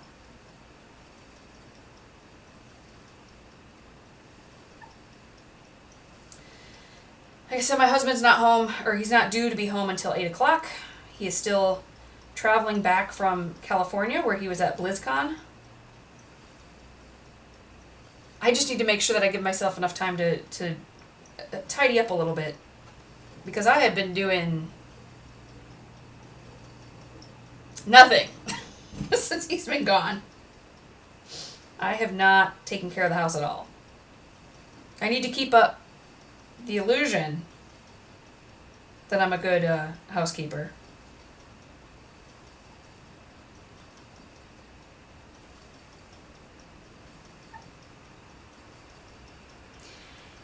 You know, it's funny that you say that, Deliria, because, I mean, if I were to ask people if they consider spinning yarn or knitting a sweater or crocheting something work, do you think that, how many people do you think would actually consider that work? Yeah, the cat's, yeah. I mean, it's very funny that all that stuff is work. But I guess when it's something we enjoy or when it's something artistic or crafty, we don't often consider it work. But it's totally work, dude. Alright, guess what? Oh, you know what? I do have this little bit left that was kind of on the end. It looks like it was in the bag, scrunched up at the end. I might be able to straighten it out enough and then get that on there too. Oh, look at it. It's like a long strand. Oh yeah, let's do that. Look at it. That was just all like balled up at the end. Let's get that on there. And then what I'm going to do is I'm going to run downstairs and get my Lazy Kate. And I will show you what plying looks like. Oh, this is going to be like not at all even. Whatever, it's the end of the yarn and we very rarely use the end of the yarn. Anyway, it's going to turn into the tail, right? That usually gets cut off whenever we're working on a piece.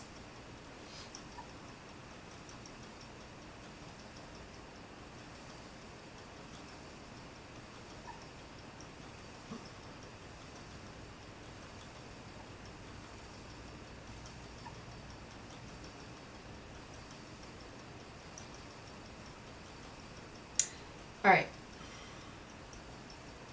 Let's let that go in the end.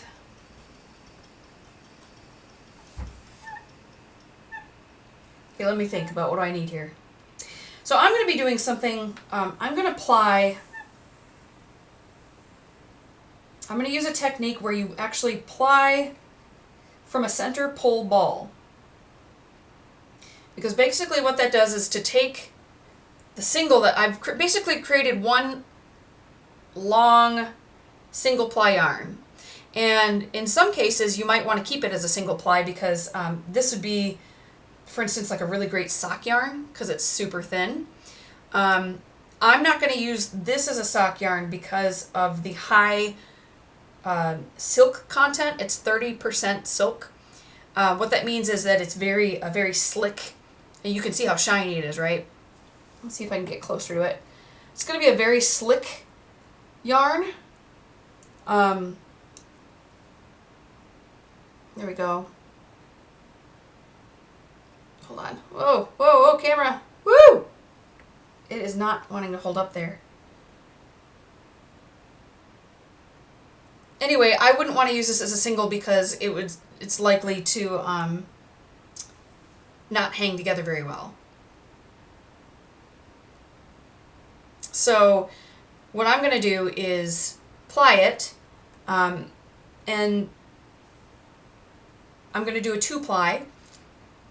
And there's a couple ways that you could do this. You could put half of it on a different bobbin and then ply those two together, but you're always going to get a little bit of wastage unless those two singles are exactly the same length. Hold on, this is totally falling off. Woo! There we go.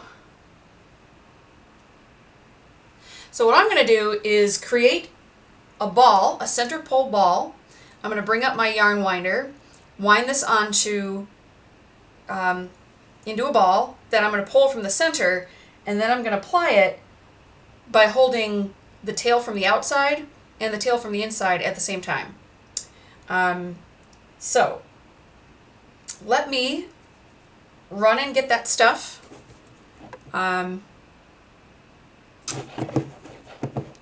And I'll be right back.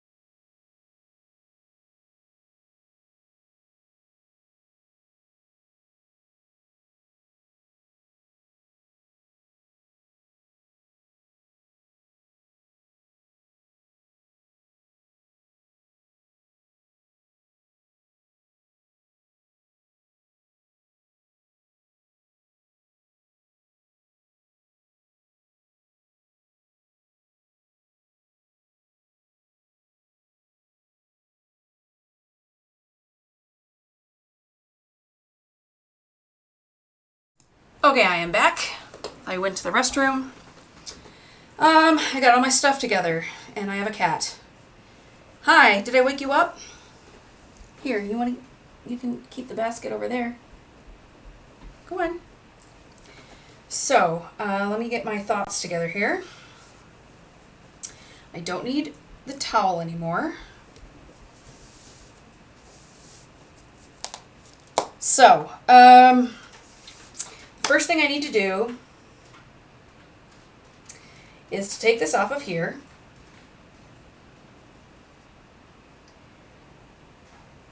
And put it on my Lazy Kate. And I will show you what that looks like.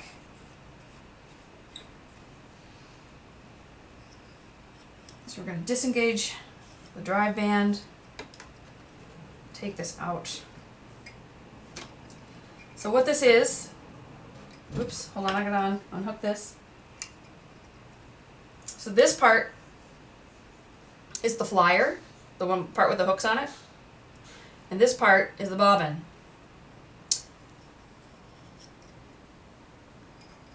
So the flyer is what turns, it grabs onto the yarn and then winds it around the bobbin.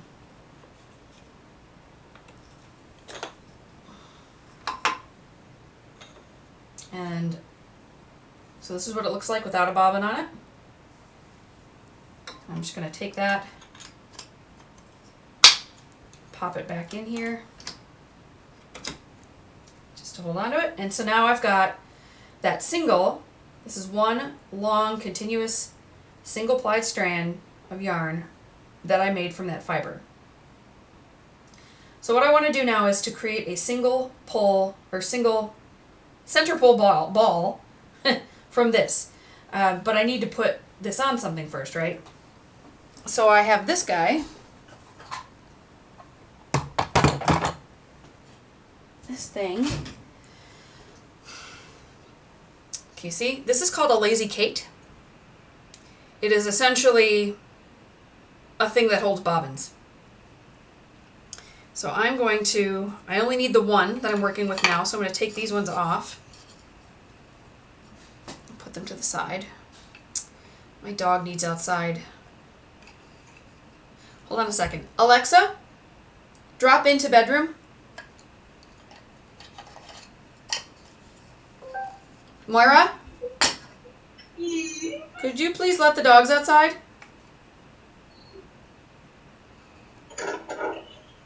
Please? Wanna go? I said okay. Oh, okay. Alexa, stop.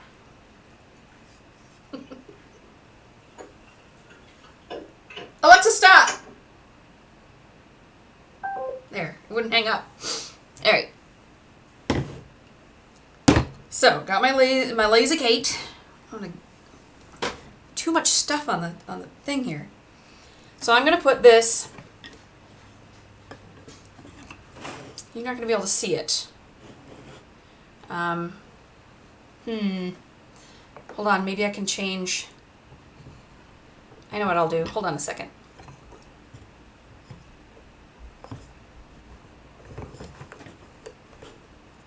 So I'm going to put that there.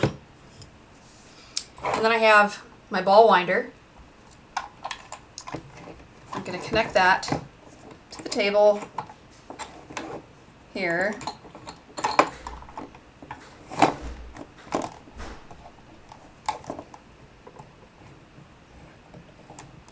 Tighten that on.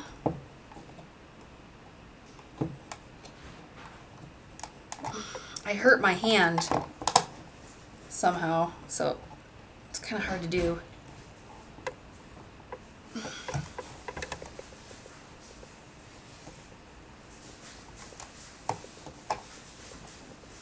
Oh, come on, get on there. All right, so is this all gonna be upside down if I do this? Whoa. This really doesn't want to stay on here. There we go. Now you can see what I'm doing. Let's go over this way. All right, so I've got my Lazy Kate here and my ball winder here. I'm trying to connect so many things to the edge of the table here. All right. So the first thing to do is to create a center pull ball. And I can tell you right now that this piece on the end is probably not going to stay on there. So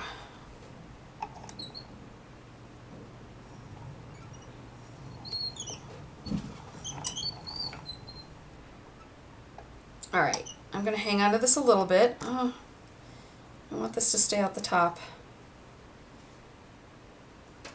There. I want there to be a little bit of tension on this, but I need this piece to stay out.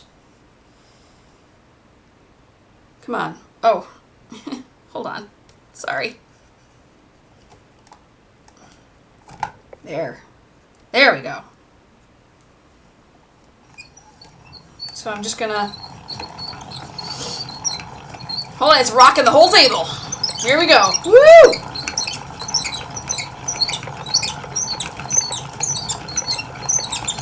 This is also gonna create fibers, like, that are going everywhere.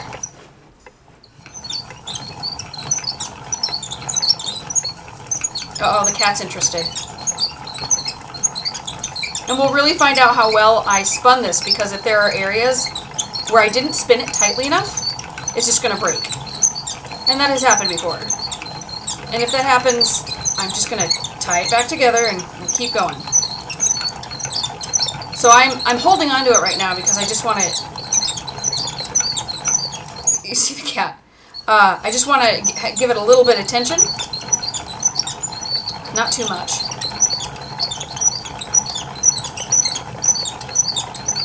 Oh yeah, ball winders must have. And they're not that expensive. This one's from Nitpicks. I'm not sure how much it cost because I got it as a gift.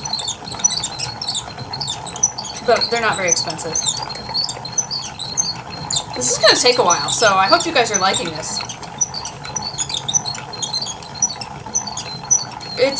It's not going to relax much. And actually I don't want it to.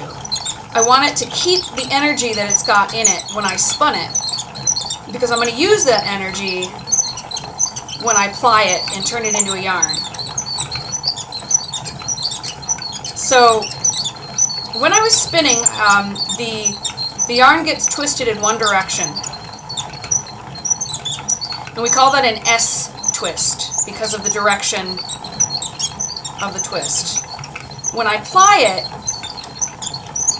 I need to go in the opposite direction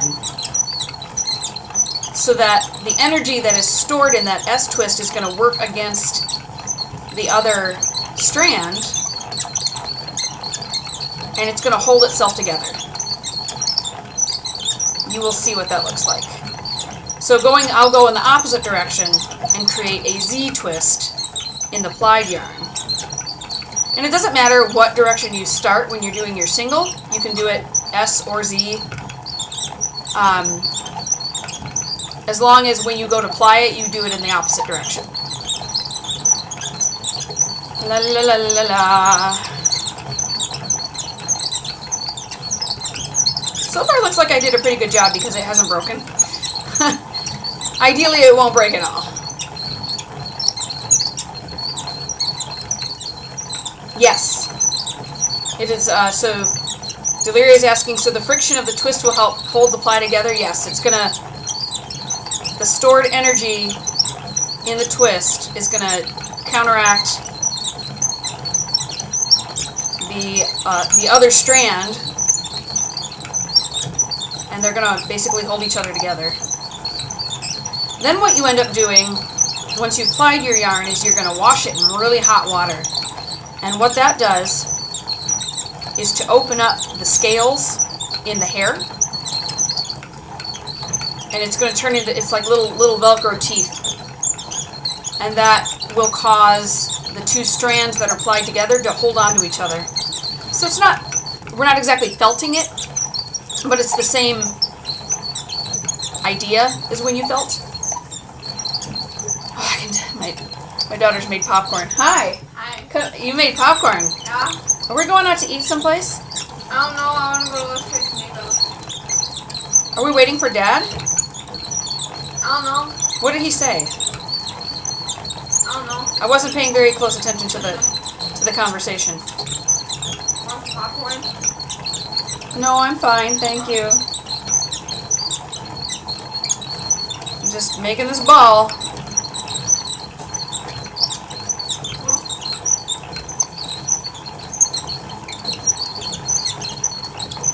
I'm talking to my daughter, by the way. She's just off camera.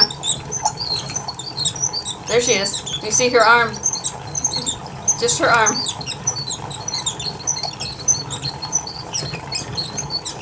Oh, we're getting to the end there.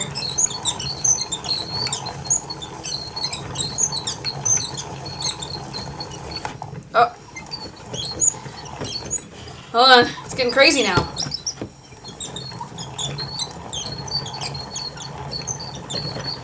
I know, I love popcorn. She's got to eat all the popcorn she can now because she's getting braces soon. Yeah. And they told her, no popcorn. No popcorn?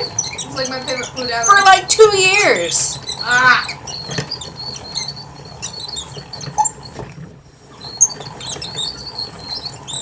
Oh, we're getting down to the end. Whoa. And we can't have anything chewy.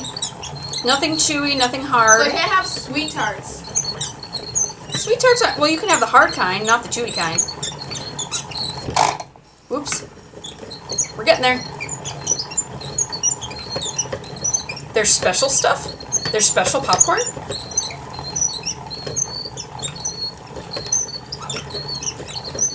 But does that stuff even taste like popcorn? It tastes like styrofoam. We'll have to look into that. Ooh. Yeah, I also had braces for 3 years. I don't remember if I gave up popcorn. I guess I must have. Isn't it fun watching it come off the lazy cake? Look at that. It's so fun. We're almost there. Almost there. Whoop! There we go. I was talking with Ava, so I guess now I just abandoned her. Oops, it came undone. There we go. Where's the end of the yarn? Oh no. Oh no! You lost it. I lost the end of it. Where are you? Oh, there it is. Good.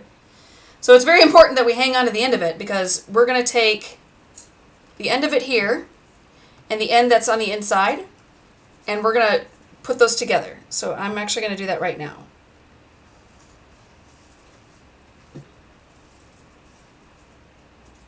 So I'm going to put these next to each other and just tie a knot so that those hang together. So here's the other thing, is that you need to make sure that the ball doesn't collapse on itself. So you need to have something in the middle for it to form around. Holeless popcorn.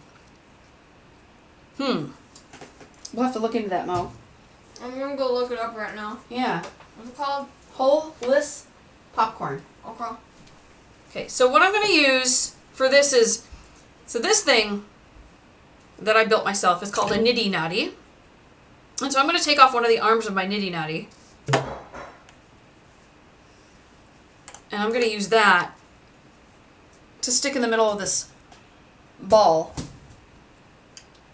so that it doesn't collapse on itself. Because if it does, if I had allowed it to do that, the chance is very high that it's going to get all tangled up on the inside and then I'll end up with a big knot and all of that spinning that I did on this beautiful, beautiful fiber will have been wasted. So I'm going to set it in there and I'm going to slide the ball off onto it. Okay, perfect. So this is, now I'm all set up. I'm ready to start plying it. The first thing I need to do is to take my bobbin and put it back on to the spinning wheel. So let's very carefully swing this back over. This direction we need to go. Oh.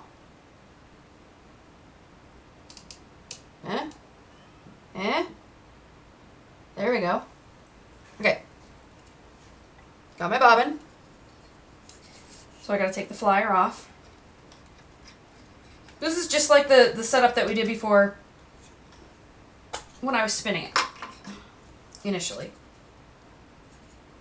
So the big part of the bobbin always goes on the outside toward the wall, away from me. And the small side goes towards me. So put that on there, take this end piece, and turn it till it snaps. Okay. Let me put it back on here. Make sure that we put the drive band over this. Set it on there. And tighten it up. Not a lot, just so that there's some tension.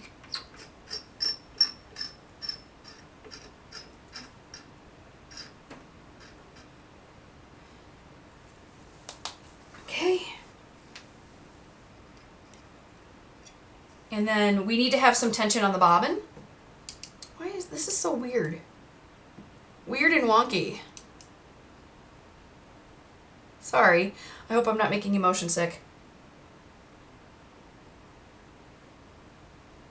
Okay, so this is going to go on the inside of the bobbin and then over here. Oh, dang it. Hold on. This thing popped out.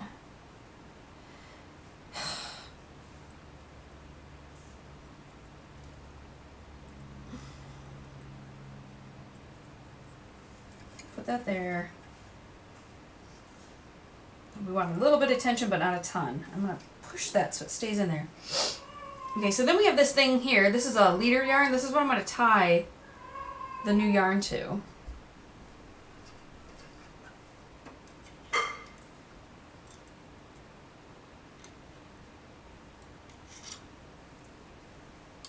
All right. So now I have my center pull ball.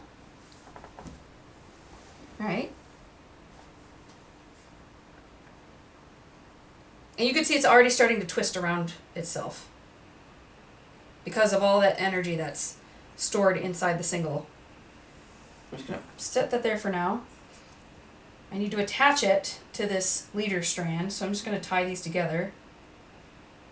Or what you can do is do like a slip knot.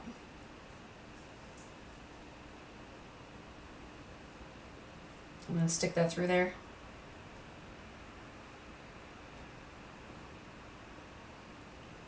Alright, so I'm going to hold on to this. And now I said, if you'll recall, that we need to go in the opposite direction that we used to spin it in. So I was having it go in a clockwise direction, and now I need to go counterclockwise. So we're going to start it going. And all I'm going to do is, except that it, man, I kind of did it a little too tight. I did it way too tight, apparently. It doesn't want to come out. There we go. There we go. Hold on. Now we're going wrong direction. Hold on.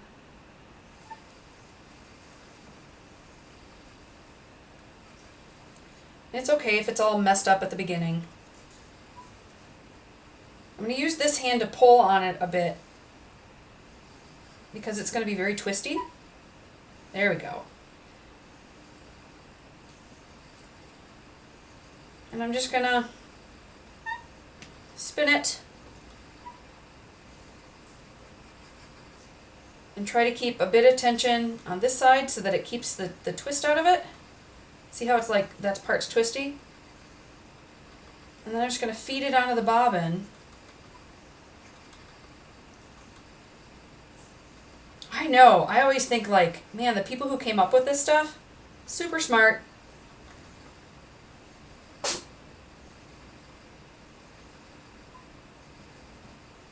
Boy, it was very, very thin at the beginning. Oh, shoot. So, sometimes you will reach a point where it's super, super twisty.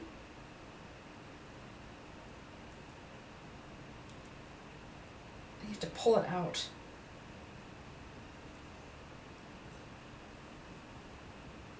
All right. So see how much less twist there is in it?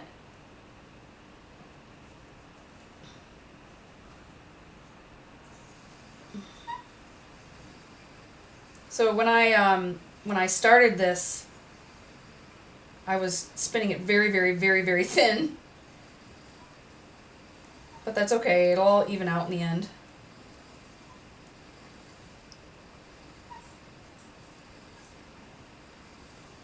It'll just be imperfect at the beginning.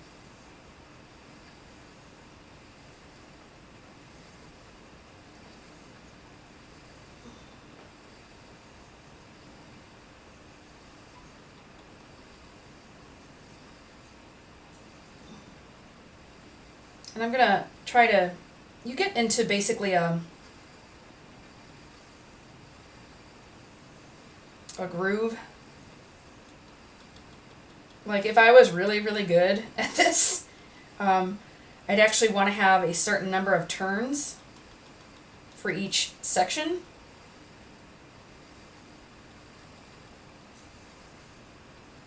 I want you to be able to see what I'm doing back here. There we go.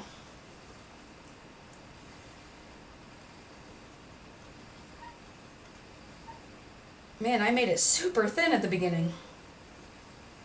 I don't know what I was trying to prove.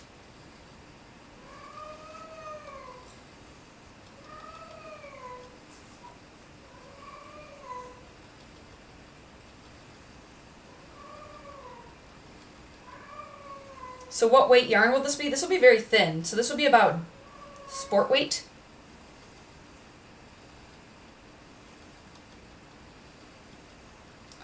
What am I going to use it for? I have no idea. I could use it for socks probably, or a hat.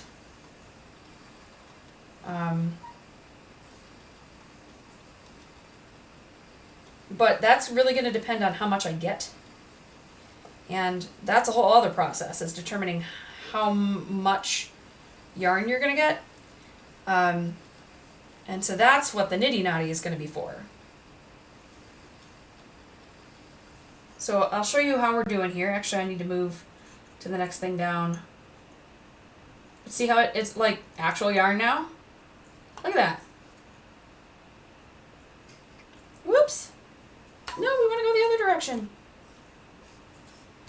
No, it wants to go this way. Look. Quit fighting me.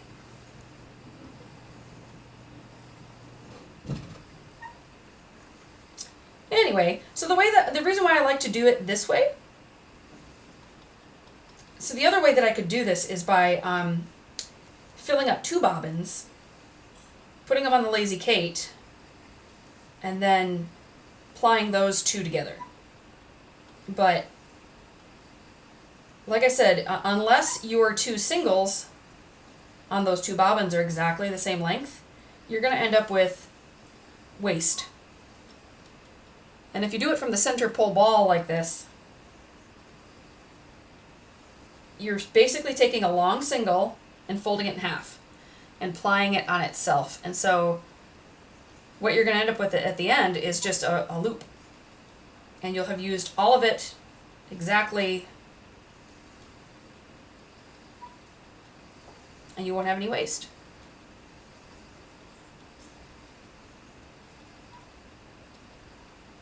So, but yeah, I have no idea what I'm going to use this for. See how pretty it is? And so look how little twist is left in it now. Yoop. Because all that energy is going into holding it together now.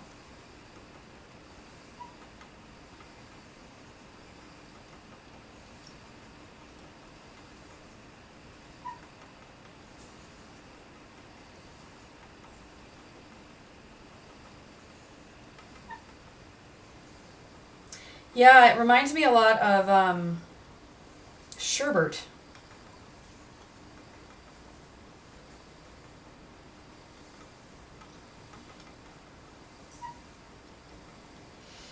So I bought 2 other bags of this type.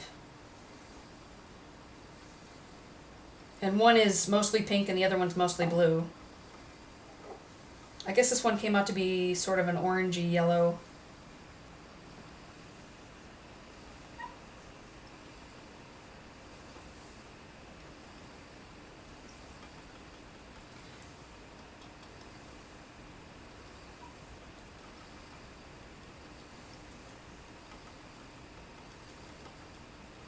Okay, so I just want to show you. You see how the difference in the thinness? When I started, I was being a lot thinner than I ended up at the end. So here's where I started, and this is what the thickness was when I ended up at the end. So it's not that big a deal because they're being plied together.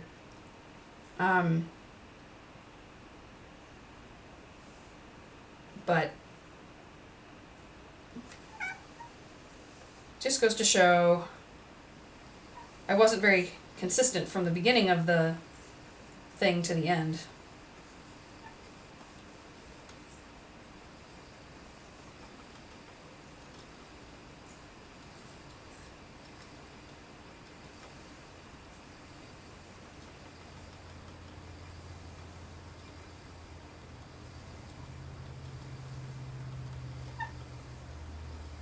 Now, if I wanted to do something like a 3 or 4 ply yarn, I wouldn't be able to do this method. So this is only if you create a 2 ply yarn. Now, if you've ever bought anything from the store, it's probably a 3 or 4 ply or more. So the way that you would achieve that is by doing multiple bobbins with singles on them, and then using your Lazy Kate and plying those all together at the same time. So that would give you a thicker, more worsted weight yarn if that's what you're going for.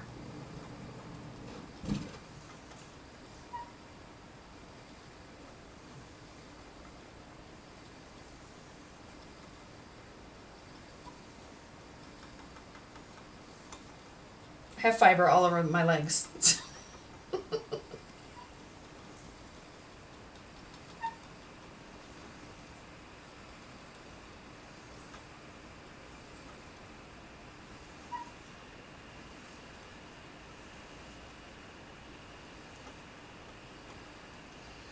You just do this. And then remind yourself to move this down every now and then.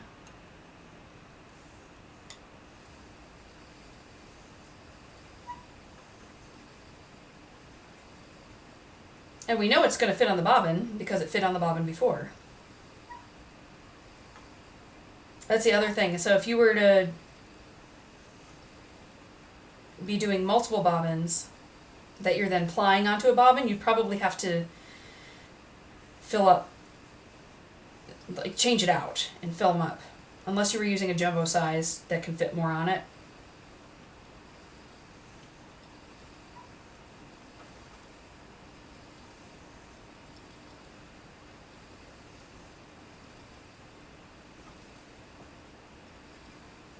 I want to go to a fiber festival.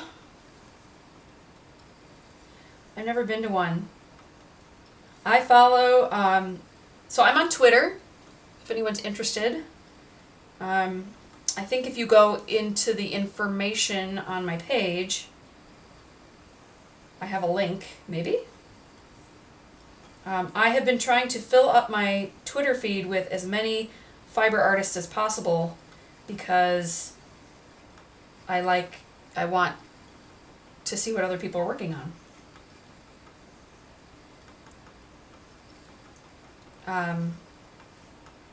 But I've never been to a fiber festival yet. I need to go.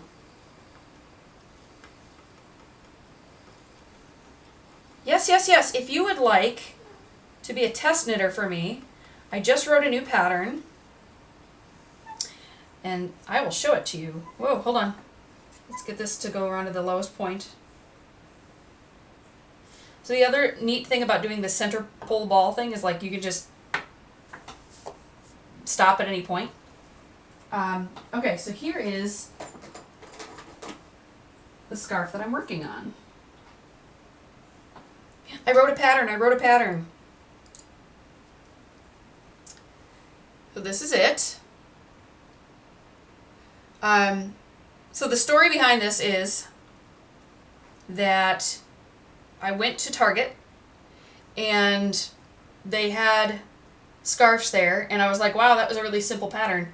I could totally do that. So I've recreated the pattern, but I've made it better because the cable on their scarf was all messed up, and it was pretty clear that it was mass produced. It was knit by a machine and not by a person, and so whatever pattern they programmed into the machine was not right. It was messed up. And so I was like, well, I know I can do that and I can do it better. So this pattern that I've written is a recreation of the scarf that I saw at Target, only I'm making it better. And so you can use any 12 stitch cable pattern. Because I'm making this for my daughter, the yarn that I'm using is meant to match a hat that I just made for her. She wanted an XOXO cable. So you can see the X, and there's an O, and an X. But if you are interested in the pattern and being a test knitter for me, what you would get is I would send you the pattern. You would agree then to knit the pattern and send me the pictures when you're done, and let me know if you came across any errors. So that's the idea of having someone do a test knit for you, is that they're basically finding any bugs in your pattern, so that I can make sure that it's edited. Then what I'll do is take the picture of what you knitted. That'll go on Ravelry, and I'll also include your name or even a link to your Ravelry page in the description of the pattern so that you get credit for being a test knitter. So if that's something that you're interested in, send me a message. And my DMs are open on Twitter, and I will just go ahead and send you that pattern. It's already been written. It's got a chart. And then, yeah, once you're done with the scarf, let me know. And then I'll go ahead and include those pictures as part of the pattern, and you will get credit for being... So you'll get credit for being a test knitter, but also your pictures will go up on Ravelry. And you get a free pattern out of the deal, so. Whereas other people are going to have to pay for that pattern. Oh, it's a super simple pattern. So all you need to know how to do is knit and purl and use a cable needle. And a cable is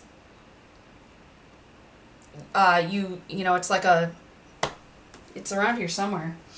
It's like a little thing that you put stitches on temporarily, and then you hold it to the front or the back, you knit it, and then you knit from the cable, and it'll twist the yarn over. So if you can do all those things, or maybe this is the opportunity for you to learn how to do those things, then yeah, maybe this will be the opportunity for you to try it. So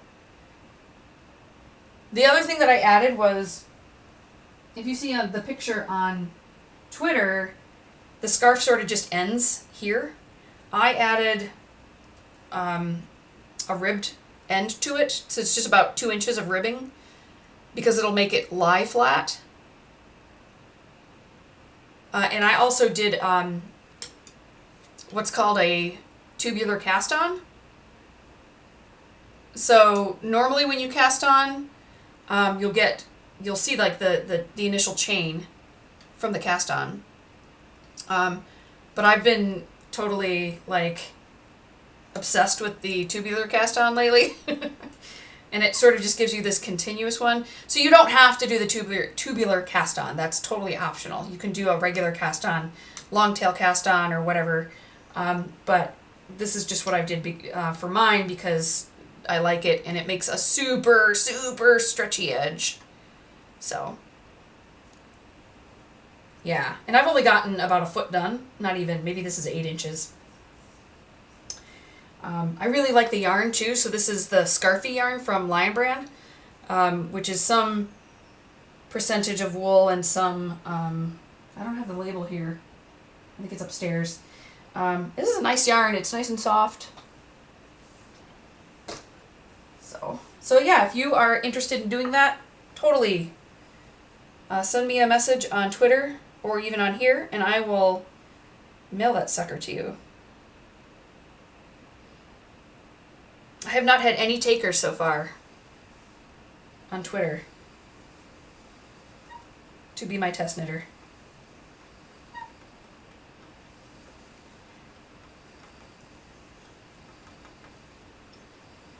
Yeah, I learned about the tubular cast on just recently because of the hat that I made for my daughter. And it was pretty easy to do, and now it's my favorite cast on, and I think I'll do it for everything. Ugh, look, this is getting messed up. Hold on.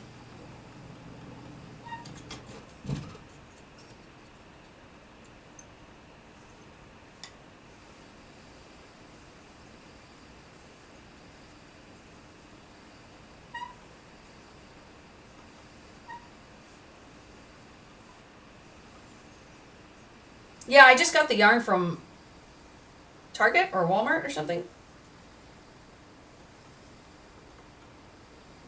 I had my daughter pick out the yarn because the hat was for her. So I bought 2 skeins of the Scarfy yarn. I made a hat with the first one. I'm using up the rest of that one now for the scarf, and then I'll use the whole second one, and I'll just make a scarf that's long enough that it eats up both of those skeins.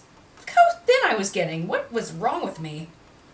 I'm going to make this yarn as thin as possible.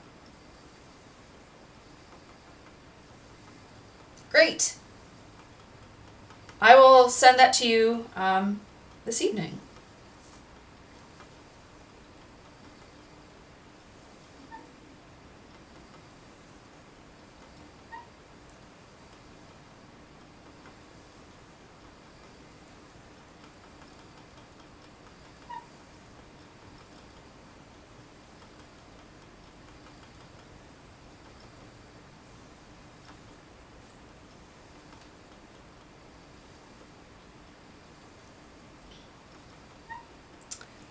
Well, it is 4:30,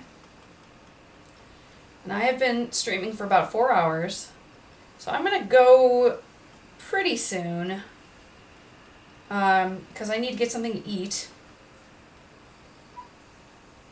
I have issues with hypoglycemia, so if my blood sugar gets low, I start to get hangry and feeling not so good.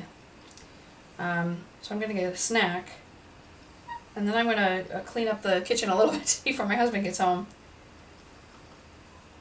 So he took tomorrow off too, so I'm excited because we'll get to spend the day together. I have to go to the farm store and pick up a bunch of stuff. Shopping at the farm store is so fun. No. Yeah. No. Yeah, well, you don't have to go. You're going to be at school. Yay.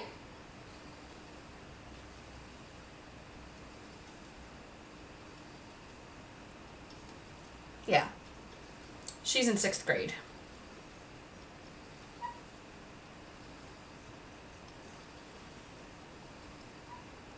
You guys can still see the cat.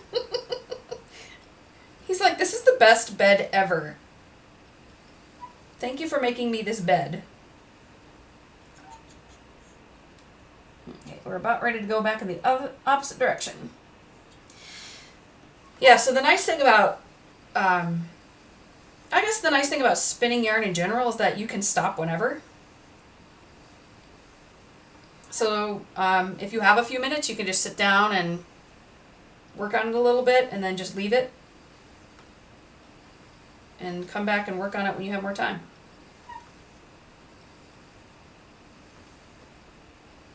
But the other nice thing about it is that you'd think that you'd get tired sitting here,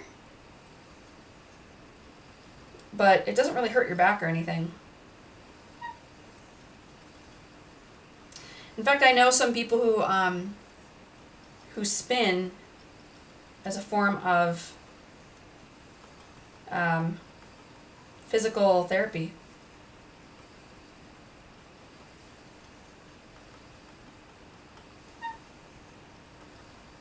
And it is quite meditative. And then when you're done, you get yarn. And I mean, what's better than yarn? Not much, I tell ya.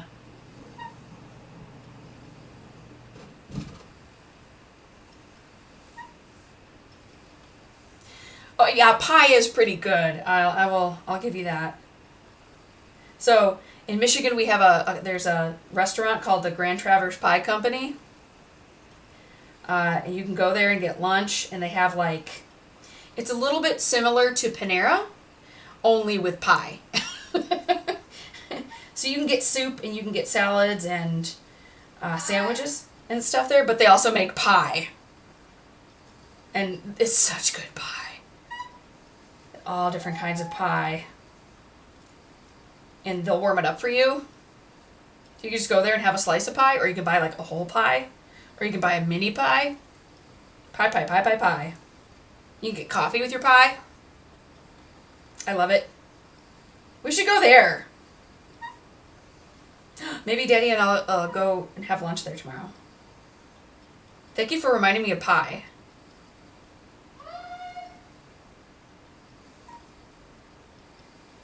I love pie. What's your favorite pie?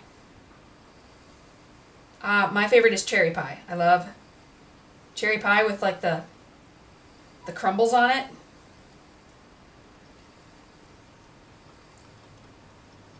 But I also really like pumpkin pie.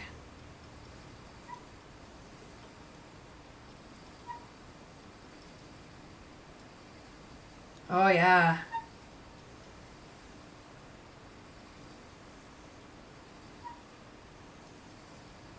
You know, so there's another restaurant that we really like called it's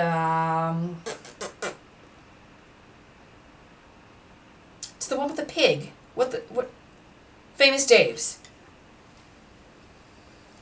And they used to have, I don't know if it's still on their menu, but they used to have something called Drunken Apples, which was essentially just apple pie filling that was warm, and they would give it to you as a side. I don't think I've ever had black currant. Is it like something that grows on a tree?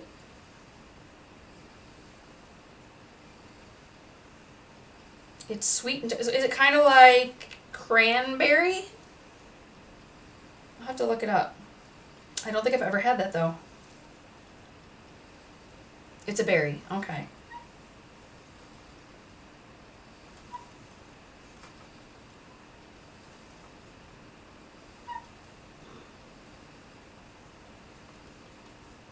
I feel like I'm wrestling the yarn here.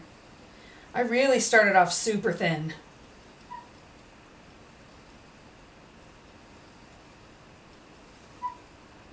And ended up being not that thin.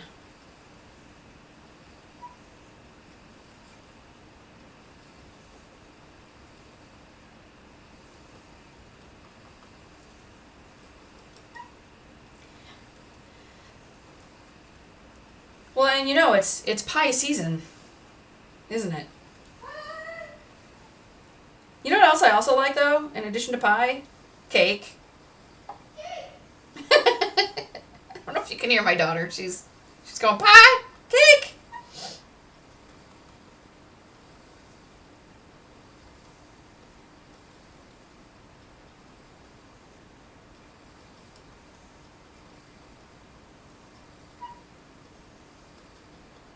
Oh, so they were like invasive, huh?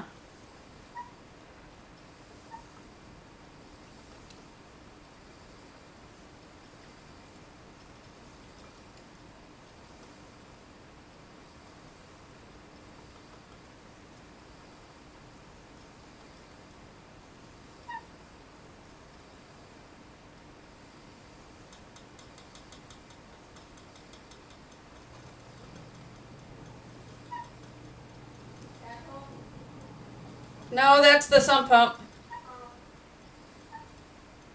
Yeah, we've gotten so much rain around here lately that our sump pump is going off constantly. Hold on.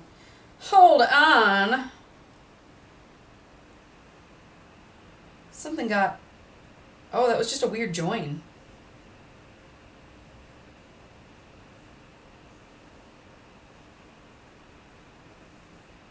So, I want to show you something. So, see how I get these little curly cues when I let go? That's all the stored tension in the yarn. And so, often the narrower or thinner the yarn, the more energy you have to put into it, so the more twisty you need to make it for it to hold together. So that's why it's a bit of a issue if one of your sides is much smaller than the other, because it's going to cause balance issues. But again, this is a handmade yarn, so I don't care. Plying gets rid of a lot of problems. And when you use it to knit or crochet something, it gets rid of even more problems. As long as what you're making, doesn't really require a super consistent yarn. If you're making something where gauge is really important,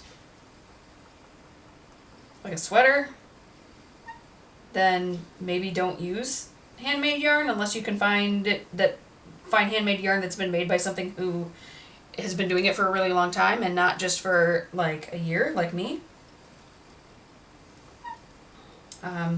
But if I'm going to use this to make a scarf or a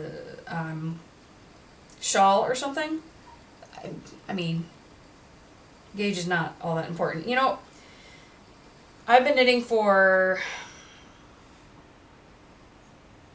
7 years, and I've only just recently started to pay attention to gauge.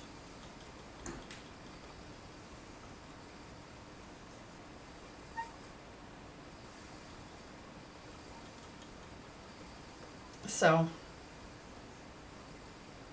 I think you can get away with a lot.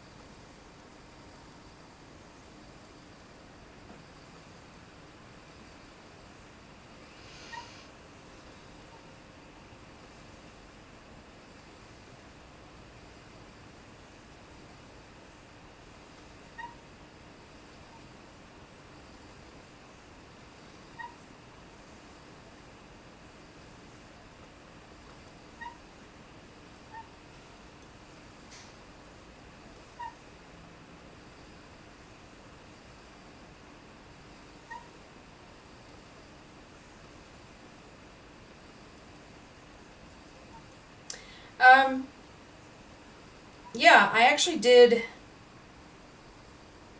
I started making a sweater for my daughter. Here, I'll show it to you, because it's right next to me. Okay, so, like I said, I've been knitting for about 7 years.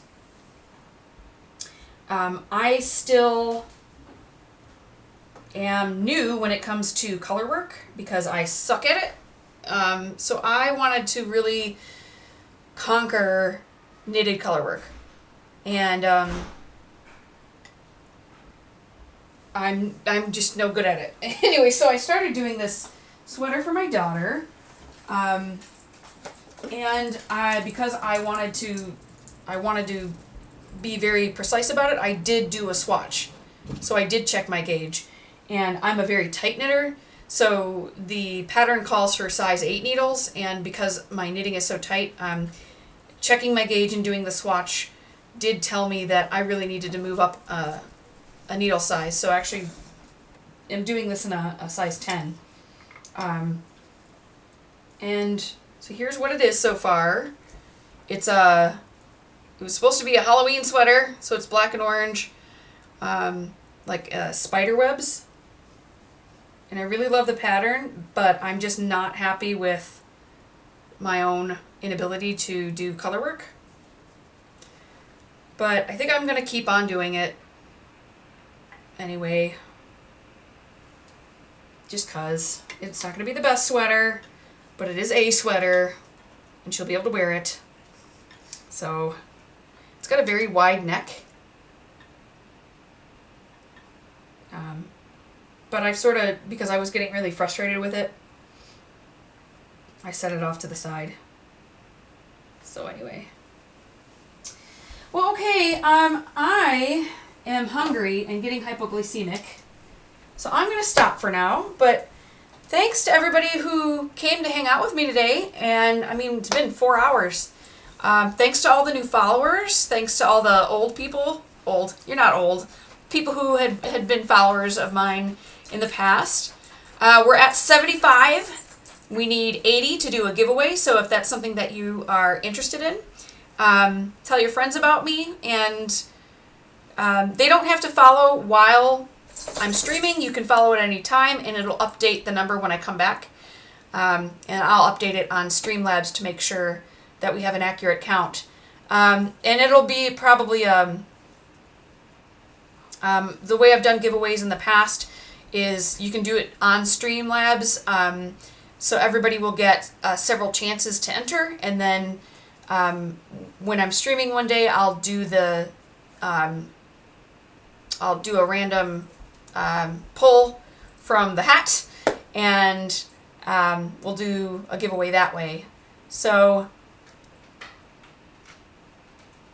I'm glad that you learned a bunch. Yeah, and for those of you who did want to do the test knitting of the pattern that I wrote for that scarf, go ahead and either send a message to me here through Twitch or on Twitter. I think there are links to those things on the bottom of my page, and I will go ahead and send those to you probably this evening. And you can take your time. You know, I don't want you to feel like you need to drop everything else that you're working on and start working on the scarf.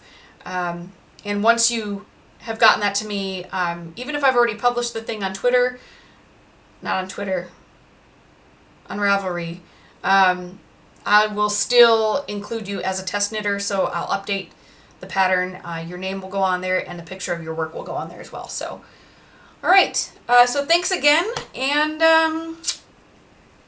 I don't think I'm going to raid anyone. I think it's just going to end, okay? And I'll try to be more consistent about streaming. Like I said, I have a lot of projects that I'm going to be working on because it's the holiday season, and I've got a lot of things that I need to be doing as presents for people. So I'll see you guys soon, and thanks again.